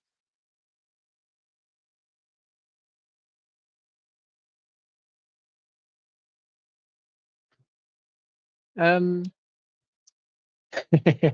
nothing more on the order, but I can tell you my day started um, with a nice dopamine boost because I got out of bed and I was still wobbly from the sleep, and now I'm pulling on my trousers because that's the first thing I do before I get out of the room, because I've got my tool belt and my lighter, and you know how much I love my lighter. And in an anti-white society where the principle of minimum violence applies, it gives you an extra option of lighting the intruder on fire. Anyway, so I'm pulling on my trousers and my and I'm still wobbly, and I step on my own leg of my trousers, and then I've crashed, but I crashed like one of these rally cars that gets out of shape and crashes only 2 corners later.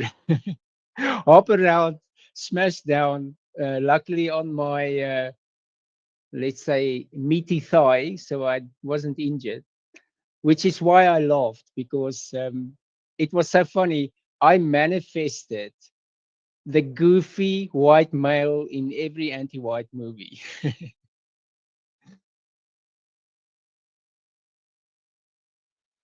My friend, have you ever stepped on a Lego? Oh yes.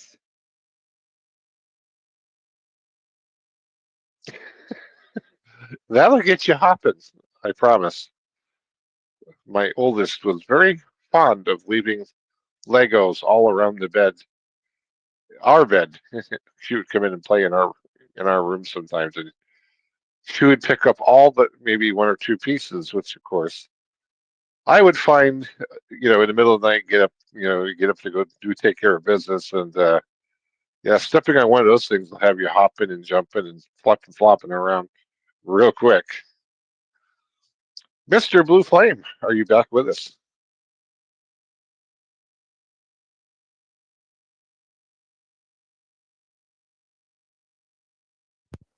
Hello, testing. All right, you got some audio. There you go. Some, as in, it's like only partially working, or what's going on? All right, you were a little quiet, but you got louder there. Yeah, I don't even know what's happening. It's like the hardware didn't change, so all of a sudden because the software decided to act all weird. No idea. Uh, excuse me. Uh, yeah. I wanted to remark something, and then in the figuring out of how to speak again, of course, it slipped my mind. Brilliant. I get, yeah. It kind of goes to show what Hans was speaking about. If you can simply confront them with anti-whiteism, then yeah, they either have to flee flee the room, so to speak, which in a certain sense you can call it ignoring, but I would still say that's a win because then you have claimed this space with your voice, right? And I think that is always should always be part of it.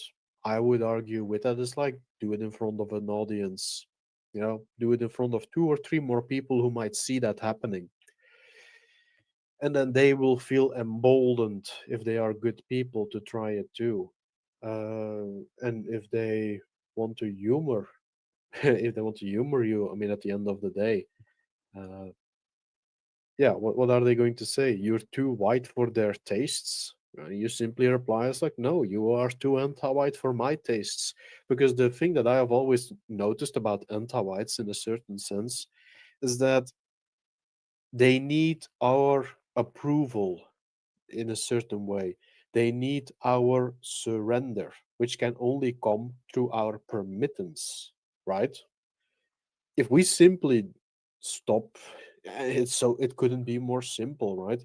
If you simply stop listening, well, you can listen to them, but if you simply stop humoring their nonsense, and you're simply this wall that they cannot breach, it's like no hope for them in the world to make that happen. They're basically already done. Because I do find that, and maybe I'm not going to pretend it, or it's maybe not for the 100% of them, but a vast portion of anti-whites, they are somewhat, let's say, parasitic. I mean, they come live of us, of what we create, right? While it's the parasite, or it's a leech on the dog, and it's injecting its venom, sickening the dog, or whatever it is that it's leeching from. Uh, and it might be the end of the animal that is slowly being tortured in this manner, going with that example, I suppose. But in the end of the day, like, what is the leech going to do after that? Well, maybe find a new host, but we know, realistically speaking, white race gone, western civilization gone. Now again, is that our concern what happens after we are gone? No. uh, but I do still find that in a certain sense that is a strong position to come from. And yeah, average people who have a bit of sense about them and who realize this, white or non-white, even if they do not really care about white people, but they understand that we are a necessity to be around, they might still try to put chains around our necks, ensure that we keep feeding them, keep giving them medicine, but maybe no more at the cost of our children, not anymore at the cost of our elderly, etc., etc., etc., or far less so. And this is the gradual shift. I think that we're already seeing some of it, I believe. Um, but I think that throughout our lifetimes, this is the more likely process, I suppose, that at least I see it go into. Uh, you know, the the hardcore anti-whites are disliked by anti-white light, and then we see that there now branches of them are being made illegal essentially and what have you. Uh, some of their abstractions are made illegal, so it's not a winning strike, but it's in a certain sense it can still hit them in ways that they dislike, right? That puts them back and emboldens other people to see it's like they are an invincible and you can put them in their place. And yeah, all else is then for a population to learn what we are doing. It's like, well, the example I brought up, right? When I joined when I joined this space earlier, it's like these two I guess miserable females. You're trying to abstractionize everything, and I just simply lay out the lexicon, and they didn't have a foot to stand on. And yeah, blocking me is all they could do at the end of the day. It's like repeat themselves. It's like no, it is the, and then just like a broken machine, just repeating, like a broken record, repeating the same line. It's about, what they said is like it's all about being against capitalism. It's about being against capitalism. Just like no, I mean, absolutely, capitalism is simply a code word for white people, which they indirectly admitted. Uh, and that's what happens when they humor you. It's like it's yeah, when enough of our people start doing this too, there's just going to be a portion of the population that will be reasonably untouchable, I would say, are my thoughts about it. But that's all in the future, and we'll see where it goes. But there is just light. There are flickers of light in the darkness. Let me put it like that. And I see some others want to speak, so I'll leave it to them.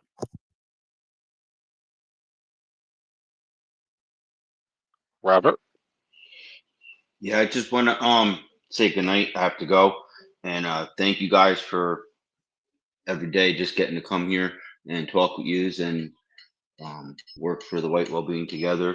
And I really appreciate it. And I'm gonna keep listening, but I'm gonna not be able to speak anymore. Thank you guys again.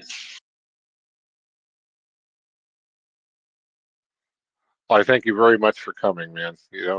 Again, without people here, speaking and or listening, it's just me, an old man rambling into space, and not always very interesting. And today I'm not feeling very handsome. I think we lost Hans. I don't know. It keeps flashing on my screen that he's been accepted as a co-host, I'm but here. he's not showing on my screen. You're here, but I don't see you. So I won't be able to tell when you've got your hand up. Go ahead, Hans. Maybe I'm blocked and banned already, suspended. But this is just the twilight zone. um, anyway, while I'm still uh, here, I put that post from Israel Levant. Well, it's not actually from Israel, but um, he reveals, of course, he's inside the anti-white narrative completely, but he reveals that the people who work for the Canadian anti-hate networks, and specifically the legal counsel Richard Warman, he hate hoaxed us in these anti-non-white forums, and to goad them into incriminating themselves. So this is very interesting because Ezra Levant, now we know that in our community, when someone does something good, we celebrate that. So this is good from Ezra Levant to bring this to light. Of course, he's inside the anti-white narrative because he starts with these anti-hate remedies did not help non-whites at all. So this is, of course, totally measuring yourself by the anti-white yardstick. But the thing that he reveals is very good. It reveals how we are being hate hoaxed. And it begs the question, how many of these so-called hate incidents are hate hoaxes by these state actors? And I think this is going to be for normal white people, people with normal sensibilities, this is going to give them another view of people who are hate hoaxing us all the time.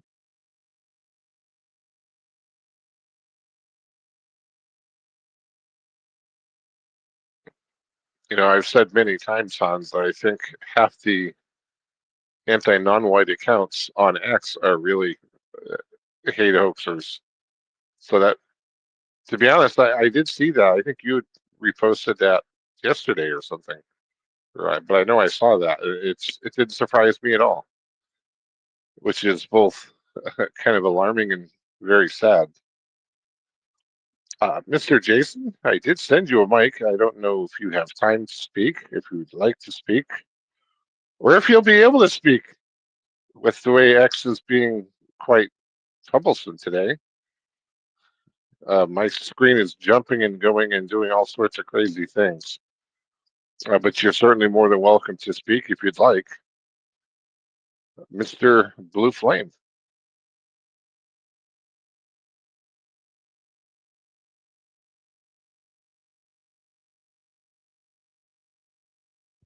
Is it working? Yeah. I'm not really certain I have anything to add at this point in time. I think I've went over everything that I wanted to speak on. Hmm.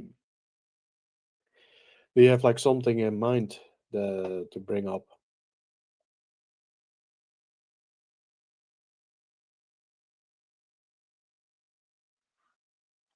I don't really have anything in particular. And to be honest, I think just with the way the space is being and everything's being kind of wonky, perhaps now would be a good time to consider just pulling the plug. So what I'm going to do is I'm going to send it over to Hans for a final thought. We'll go back to Blue Flame for a final thought, and we'll give Jason a chance to jump in if he'd like to, and then we'll pop smoke. Mr. Hans. Well, the thing that also comes up is how easy must it be for these state actors to let the people on those forums reveal what they really feel. And you can listen to those content creators. They tell their listeners all the time, don't fed post, don't fed post. But what they're really doing is they're saying, don't tell us what's in your heart, because that's going to get us all in trouble. And so these people have the easiest job in the world. They go to these Jaceberging forums and they just say, kill all ... and then they get a lot of likes and a lot of comments and replies and cheering and celebrations, and they collect IP addresses and take it from there. But yes, I came in late. I think I have an anti-white stalker that, and this is, I'm not going to post anything on this account. I'm just going to participate in spaces. And if I then get banned, I know it's a stalker that listens to our spaces. So maybe then next step is to run my voice through AI so that I sound Spanish or something. But listen, if the little cross-eyed anti-white is listening, next time I'm just going to be with another voice. So keep going.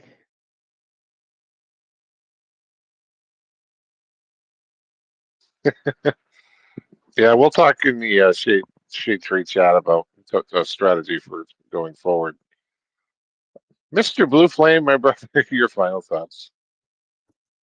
I detect a new strategy where we're just going to create bots, and it's going to be like what is that called? Multiplications of our voices, and these bots are going all across the internet, and they're going to spread white well-being that way. And then they're gonna be so frustrated because who is gonna be the real one as they're going after all the bots. That could actually be fun. um, yeah, also with these juice perks and the like. You know, by collecting their IP addresses and all of that stuff, they have it. They totally have it coming, and I find that they are, throughout my entire life. The more I look back on it, the more I realize how devastating they are, because they draw a lot of young men who show up. They want to do the right thing, but they need a mentor, right? Or a few good guys to work things out. And uh, I've seen it more than once, like some 20-year-old or whatever.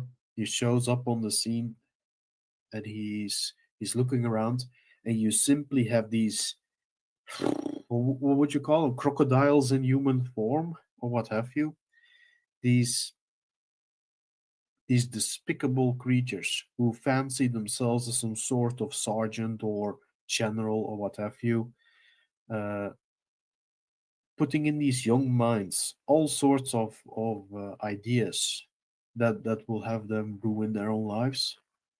And usually over the most stupid stuff, like online, going online and saying something that'll get you in trouble or what have you. It's like that's only the start of it.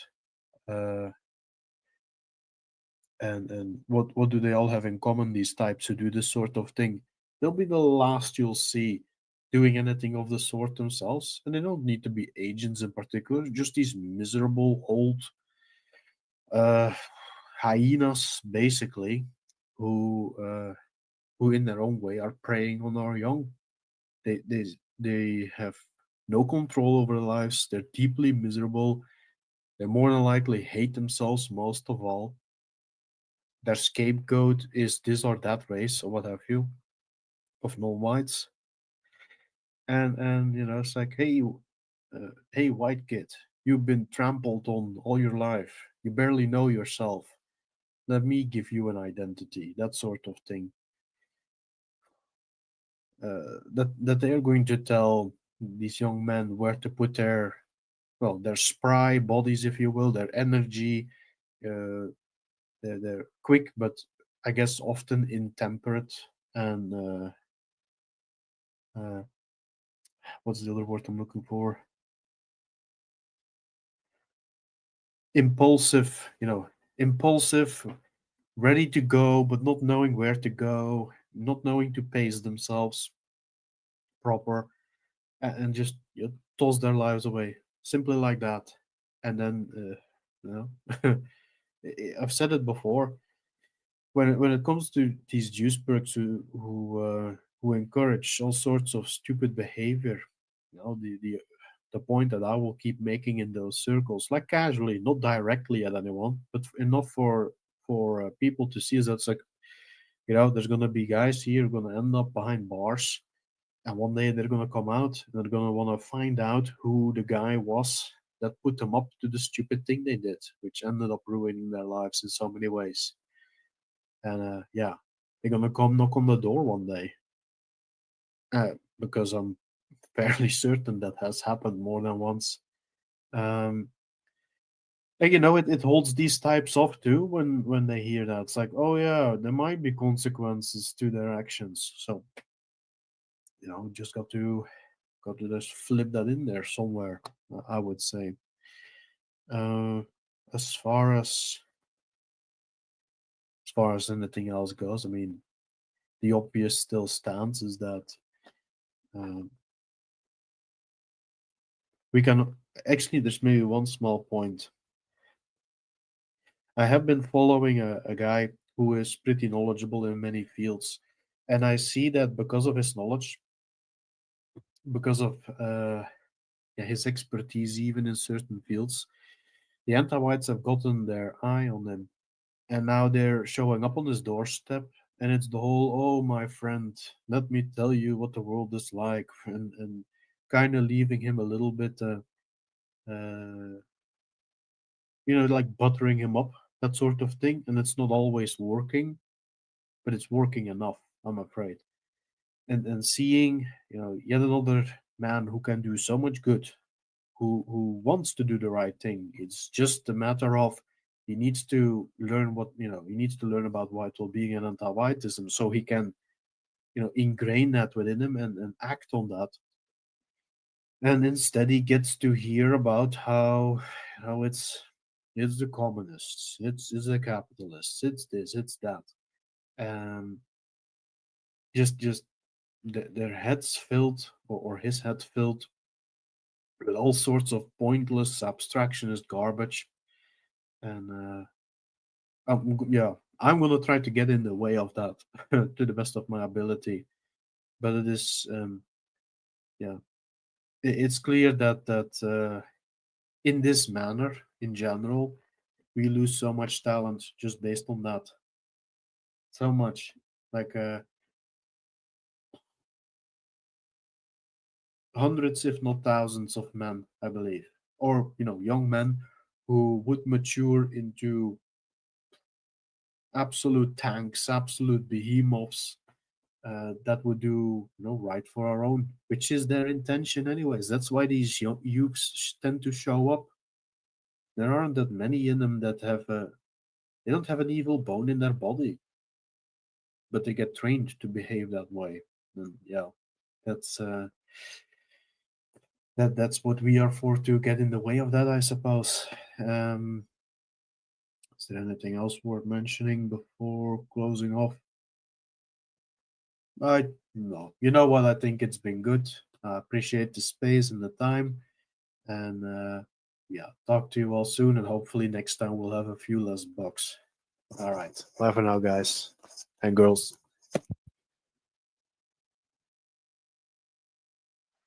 Yeah, that was all beautifully said, Blue Flame, which is one of the reasons I appreciate that you come to this space, because you always add, such a high caliber words to the space. These evil scumbags that poach our young men and get them into doing things that are going to ruin their lives bothers me a lot, because I've been young and dumb in many ways, and I understand it's easy to get into these pitfalls. They're not going to be productive. They're just going to ruin your life. You're going to end up in jail. You're going to end up unhireable. You're going to end up miserable, and you don't want to end up that way. Mr. Jason, come on in. Wonderful, wonderful. Let me see. Can I? Hello, hello, hello. Oh, we hear you, brother. All right. Oh, it's not showing. I guess there's a glitching. It's not just indicating that I can be heard, but I guess I can, and that's a good thing. It's great to hear you all. Wonderful that we're getting together and that we're fighting through. We're not stopping, by the way. Whoever is going after Hans and whoever is reporting accounts, we'll just create more accounts. We're just not stopping.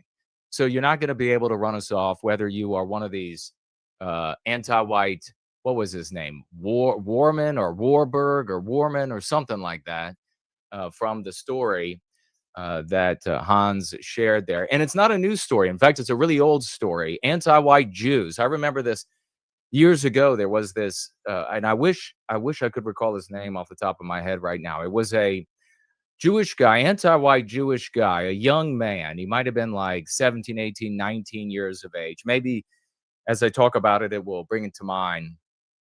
But he was eventually arrested by the FBI, as I recall, because he took his anti-white villain role playing. So he was a Nazi online. In fact, he had scores of accounts.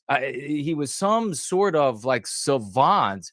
He had scores and scores of accounts of Nazis and various types, militia types, and everything. And he would spent all day long getting into all of these different spaces. By the way, he wasn't just a Nazi of various stripes, or the villain, I should say. Nazi in some cases, but militiamen in other cases, patriot militiamen, a Klansman, on and on. But like the Hollywood stereotypical redneck, which, by the way, we take much pride in that name here in the Southland. So just so you know, if you're from around the world, you're not sure of that.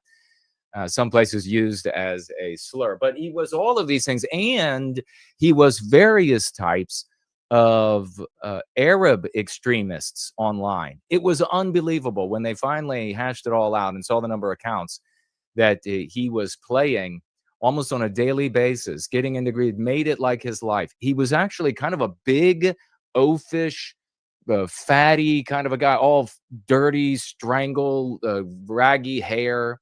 And I don't recall exactly what ended up happening, whether he, pardon me, ended up fleeing to Israel or attempting to flee. I think he actually did end up fleeing to Israel. I believe he was, if anybody's trying to track down the story, I believe he was lived in Florida. I can't recall. It's been a while. Actually, at the time, I said, we should really turn this type of activity, use his last name. Unfortunately, his last name, I don't remember exactly, Feinberg, Fine something or other. So we should turn it into the name of that activity. It should become the action of the activity, where you get online and you're LARPing as the villain in the anti-white narrative, and bringing odium, bringing hatred, bringing fear upon anyone advocating for white sympathy in various stripes. But what's great, I did catch a little bit of, still working, but I did catch a little bit of Hans mentioning, and it immediately caught my ear, Hans mentioning that, the words that this guy up in Canada, Warman or whatever his name is, or maybe it wasn't him necessarily, but connected to this story, the words that were being used, a white supremacist, it was none of our lexicon. And there's good reason for that, because what we represent, what is truly in our hearts, is noble, is pure, and is acceptable. And our people, normal white people around planet Earth, are amenable to all of this ordinary, normal white morality.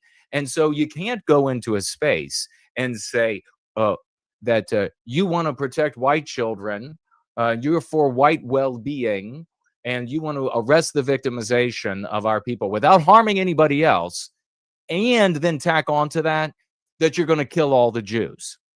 You can't say that you are going to arrest the victimization of the white race and improve the lives of non-white people in the West, and then say you're going to kill all the Ners. It doesn't go together. It doesn't work. It doesn't make sense. So being who we really are in our hearts as white men and women of the West is the only way to move forward, to create a people, to arrest this victimization, to prevent things like this reportage of a wiretap media. I just pulled it up right now. His name is Warman, okay.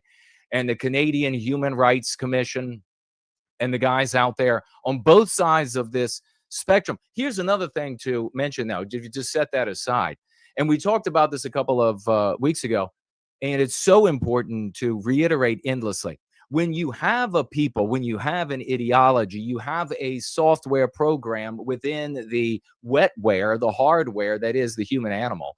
And given a context, you're going to behave a certain way. And that's how you get the guy jumping up at the assassination of Charlie Kirk and saying he did it, even though he had no connection, no knowledge of the shooter, Tyler Robinson. He didn't need to know any of that. There are still so many mid-witted and midget-witted white people out there, conspiracy theorists, who are concluding that there has to be some sort of global Mossad operation in order to achieve that sort of symmetry. No, that is just ignorance demonstrating that it can't understand the true complexity of how these things operate. And they turn away and they slander the good white people, the heroic white people who are their betters, their natural leaders. They reject them in favor of more stupidity. This is a big disease and problem in the white race. We have to accept that that's the truth. In fact, I was looking at comments on these different conspiracy theories about Charlie Kirk popping up. And not only do we have a problem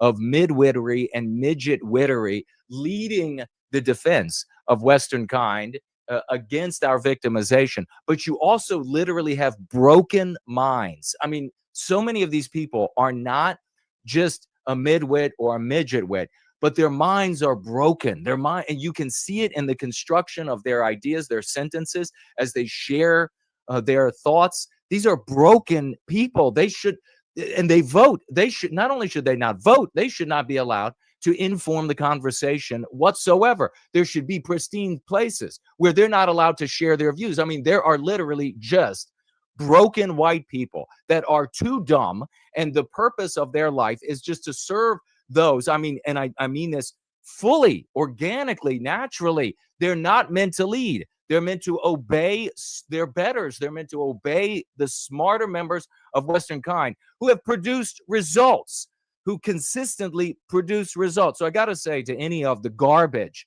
whether it's anti-white garbage, hardcore anti-whites, like the anti-white Jew Warman over here, or that other one from Florida or whatever his name, and so many others is happening all the time. You see, the one in Florida, he didn't have to be part of a Mossad operation. He just knew that empowered anti-whiteism and the victimization of Western kind. He knew by playing the villain in the anti-white narrative that he effectuated anti-white outcomes in the real world. He knew that, and that's where we have to reach, where white people are programmed with the software of white well-being. And then whatever the context is, we can act in concert. We don't need to know each other. And in fact, you cannot achieve in anything as complex as human society, you cannot achieve the outcomes by way of some sort of symmetrical, top-down, one nerve center operation that you can by programming the seemingly, I mean, infinite number, as people are still always being born, infinite number of wetware animals that can act in accord with everyone else as long as the ideology is the same. But what's the ideology we see out there? You know, you look under wiretap media, and what do you see? Even people we like just complaining that it's the Jews, the Jews. You're not going to accomplish anything by just complaining about the Jews. You're just a complaining loser. And I would throw you, if we were on a scout group together, if we were on a team together, whether it is in a classroom or on a sport field or in the military, I would throw your ass right out. And that's why we have ended up here with champions like Hans, who can get the job done, who has fully imbibed the go-free lexicon and dialectics of this magnificent dialogic, and can take them to the world, and is now encountering anti-whites or hardcore anti-whites like this anti-white Jew, or white losers who are Jew-spurgs, and they always want to revector the conversation into just complaining about Jews. They are the AIDS of the white race. Every single one of them are the AIDS of the white race. You make a comment about black people like I did on the tweet last night, setting fire to the hair for fun, setting fire to the hair of a white girl who's one of theirs. She's in their midst. She's one of theirs. She's not one of ours anymore. And I point out, you want to end this, you need a people. These are anti-white animals. She's not ours. We need a people. And underneath there, they're talking about how, well, there's a word for them. Yeah, there is a word. It's anti-white. And if you're not going to center us, you're not going to do shit. You're just another loser. So what you can say, enter old white women in their 80s, in their 90s have been saying enter since they were children. You're not an edgelord. You're not cool. You're not achieving anything. You are as gay and pathetic as a woman, an old woman in a sewing circle. So suck it up. Stop being a loser. Don't get thrown off the team. We're just going to keep making new accounts. We'll make sure that Hans has an account if he needs 1,000 more accounts. That's just the way it's going to be. So it's the same way with years ago getting me thrown off of different platforms. Every one you got me thrown off of, I got back on 2 more and eventually got back on the one you got me thrown off of. So it's not ending. By the way, last week we had another a great example of the proof of the work that we do here, which is obviously far too intellectual for so many in the white sympathetic sphere, because they They hear about it and they say those words, those concepts, those arguments, that'll never work. Then when they work, they say you didn't do it. And when people are repeating them, and then exactly when we get people like Gavin McInnes to make two of the exact same arguments that we influence him to make two of the exact same arguments we make here, they then turn around and say, well, it's not going to make any difference anyhow. So these are the kind of people you're dealing with. By the way, just yesterday, and I got to have another look at it because I didn't get a close enough look at it, but we influenced Tyrus on Fox News, who literally made my argument word for word as a consequence of our influence. So the arguments I make here in service to why we're going to be celebrating this on Sunday. We got the receipts, bitches. We're making it happen. We word for word talking about framing the adversary as anti-white. This half-black guy, I mean, I think he's at least half black, maybe he's more than half black, but this half-black guy making this argument that, hey, if you just call them anti-white in response to all of their activities that are clearly just anti-white, then they have to deal with that charge, and that will shut them up. Tyrus would have never thought of that in a million years if it weren't for this community influencing him and influencing others that are influencing him with these concepts. We've been right all along, and it's time that the rest of the white sympathetic sphere fall in line. I'm tired of turning on opening Twitter, opening YouTube. Everybody wants to know what this little crank has to say, or what this crank over here thinks about X, Y, or Z, or whether or not this reporter has or this host of a show has talked with this anti-white crank, or not. Well, I guess ultimately anti-white, but Jew-spurging or anti-black or whatever it is crank out there, ultimately anti-white. That's not going to achieve anything. It's never achieved anything. And we still are contending, as things continue to get worse and worse across Western civilization, still contending with this sort of false flag activity. I came in over 30 years ago, coming into meetings where you had ancient guys, white caps. I would be the only one in some of these scenarios that didn't have a white cap. And they're talking about false flags and how the Jews do this and the Jews, and they're coming in feigning X, Y, or Z. Guess what? It's worse today. You can continue talking about it's the Jews, it's the blacks, it's the whatever, and continue into perdition. And we demonstrate it day after day. You are a loser. Ted Pike, by the way, I just remembered his name. On Sunday, I remembered the guy. Wednesday, I was trying to remember his first name, Ted Pike. Look him up. He was talking about AIPAC, 1985, making videos to a colossal viewership in his mail stack, and shipping out those videos across the country, into Canada, around the world. Everybody wanted his mailing list because he had tens of thousands of people listening to him. And nowadays, they're talking about, oh, you guys are left behind because now we're finally talking about AIPAC. Are you serious?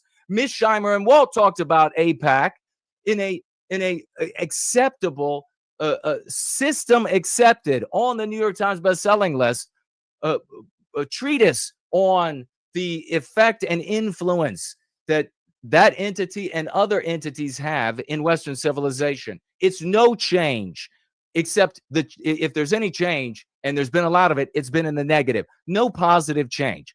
So we're not stopping. I know you're listening. Whoever or whoever out there, however many of you there are that are going after Hans or going after any of the others in this community, we're not stopping. We're the real deal. We have the answers. We are influencing people far beyond our fame, far beyond, with a audience reach infinitely beyond what we could achieve for any number of reasons. And we'll keep doing that. And it doesn't matter if the Jesse Lee Petersons and all of the others, Bette Davis, none of them want to talk to us. It's fine, because we'll get these words and these concepts that liberate Western kind from anti-whiteism into the mouths of the people they will talk to, into their mouths, and then it's done for anti-whiteism. It'll be finished, and we'll be ready to move on to a white positive future where anti-white words and deeds get you arrested for terrorism in our countries, and you are treated as the terrorist that you are and executed summarily. Never again to be tolerated in the West. Your free speech. Don't believe in any free speech for ideas that corrode and undermine the entity, the living people that create Western civilization and the notion of free speech. We're never falling for that again. Mark my words, your time is over. I'll pass it back. Absolute fire, brother. I love it, man. You know, this is the community right here. We're the ones that get it done, despite all the debanking, deboosting, and the shadow banning, the glitch banning. We still get the fucking job done. Mr. Hans, come on in. I just want to highlight Richard Warman, this vehemently anti-white hate hoaxer, is white. And how do I know that? Well, Ezra Levant, who is a Jew, refers to him as, and I quote, a privileged white male lawyer. And he tells the audience, some of whom are Jewish, that this privileged white male lawyer is spreading anti-Semitism. So this is even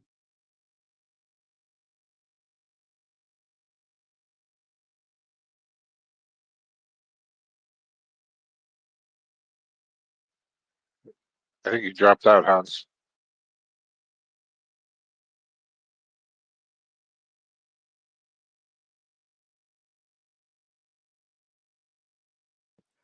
Yeah, I'll Jason, jump do in. you hear Hans at all? I could. He dropped out, but I'll jump in really quickly. So he's sharing some information. The Great Hans is sharing some information as he reconnects there that this woman is actually white. So what we're seeing here again is another proof of the go free dialogic. Why would you go anywhere else? Under the tweet there, you have all of these people talking about how he's a Jew, and I didn't have any chance to look at him or to look him up or anything like that. They're all just talking about how, well, it's another Jew, ends up being a white guy. You know what they all in the past when you would find this out, and I would say, see, there are white anti-whites, and the what we have to do then is oppose anti-whites and anti-whiteism. These people would then retort, these losers back in the day, 20, 30 years ago, would then retort, well, then he's a crypto Jew. Or then he's doing the Jews' bidding. These guys, these people are such garbage, and they're not garbage first and foremost because they are opposed to a person on the basis of their birth. They're garbage first and foremost because that trajectory, that vector of so-called defense of our people is harmful to us. It doesn't achieve anything for us. If you oppose all of the anti-whites in a crowd, you are opposing everybody that victimizes us. I see, it looks like he's back, and I'll pass it back. Go ahead, Hans. yes. So a white anti-white, and think about how the anti-white narrative works. When a non-white, so only whites can be evil. So whenever a non-white commits evil, anti-whites are always looking for the white person behind the evil criminal, because non-whites can't be evil. Now the Jacebergs are exactly the same. Whenever someone commits evil, they're looking for the Jew. Now in this case, the Jew is not behind the anti-white white. The Jew is in front of him, attacking him.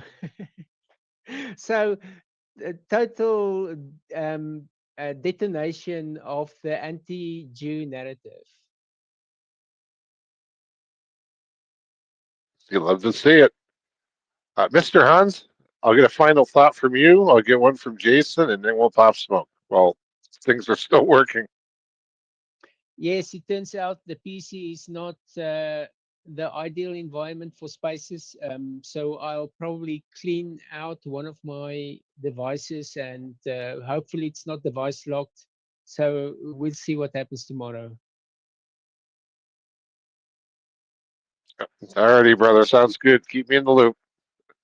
Mr. Jason, my friend, your final. Well, I just got to say, we are it. We are the special warfare operators. And as a consequence, every special warfare operator team around planet Earth always has a select number, always has a select few, the best. In this case, it's men and women of the West that are dedicated, that have good characters, that are moral people, that are sticking with the fight for white well-being.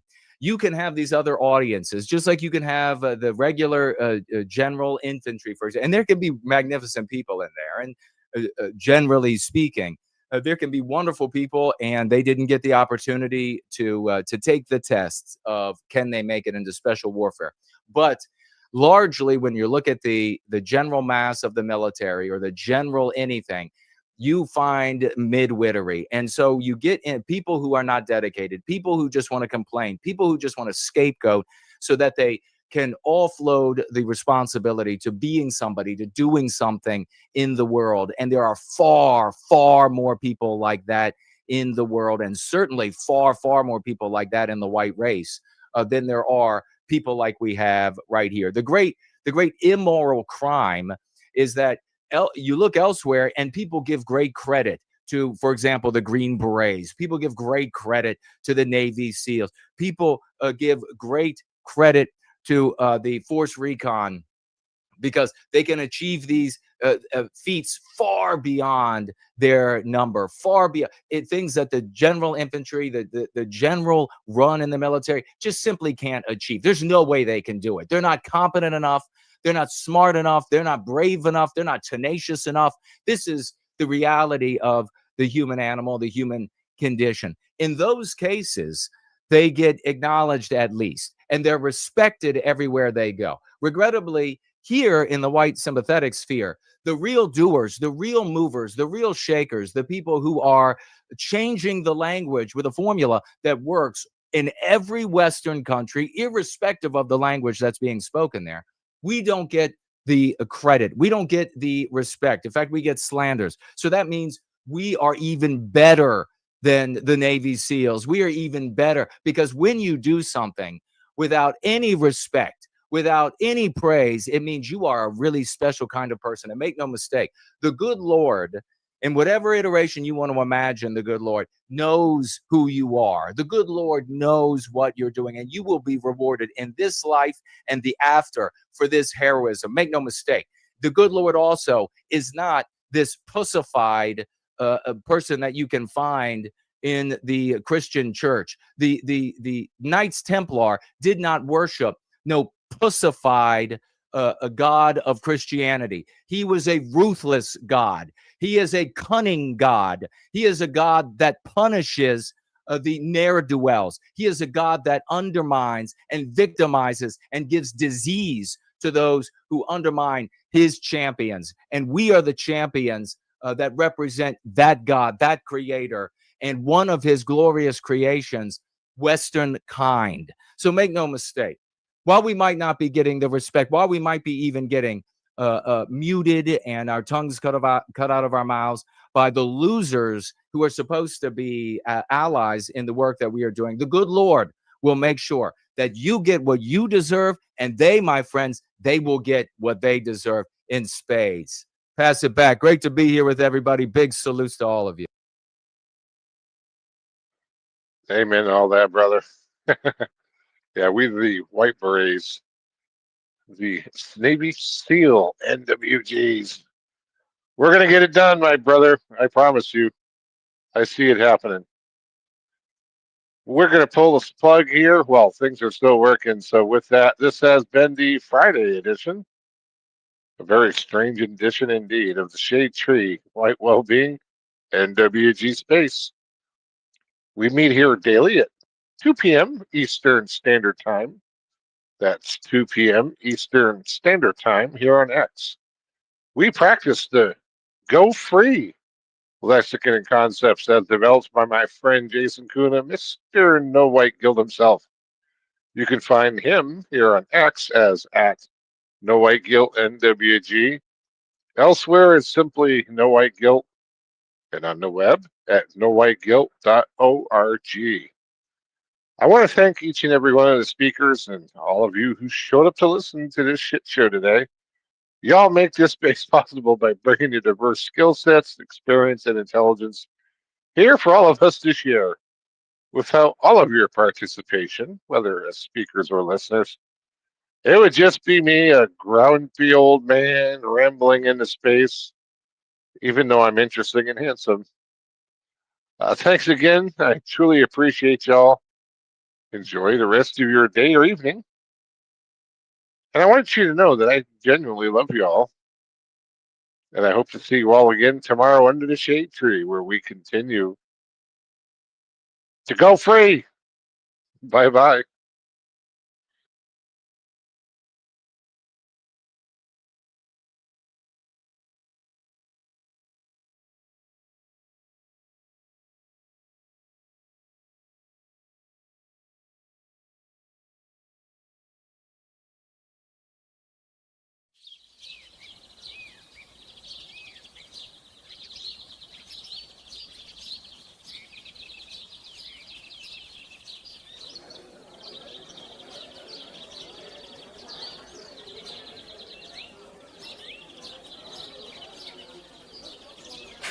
Join us for White Wellbeing. Yay! Let's eat.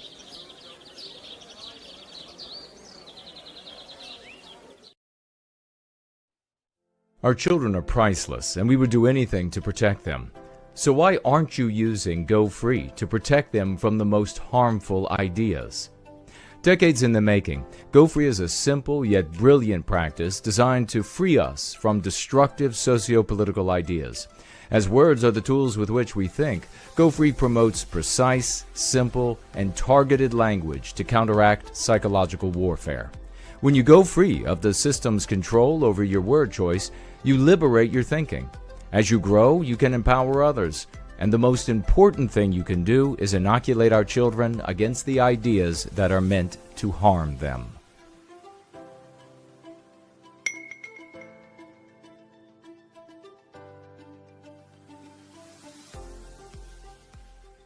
Are you noticing changes in our country you find troubling? Do you feel unsafe and at a loss to remedy these fundamental shifts? Have you found the book Go Free by Jason Kuna?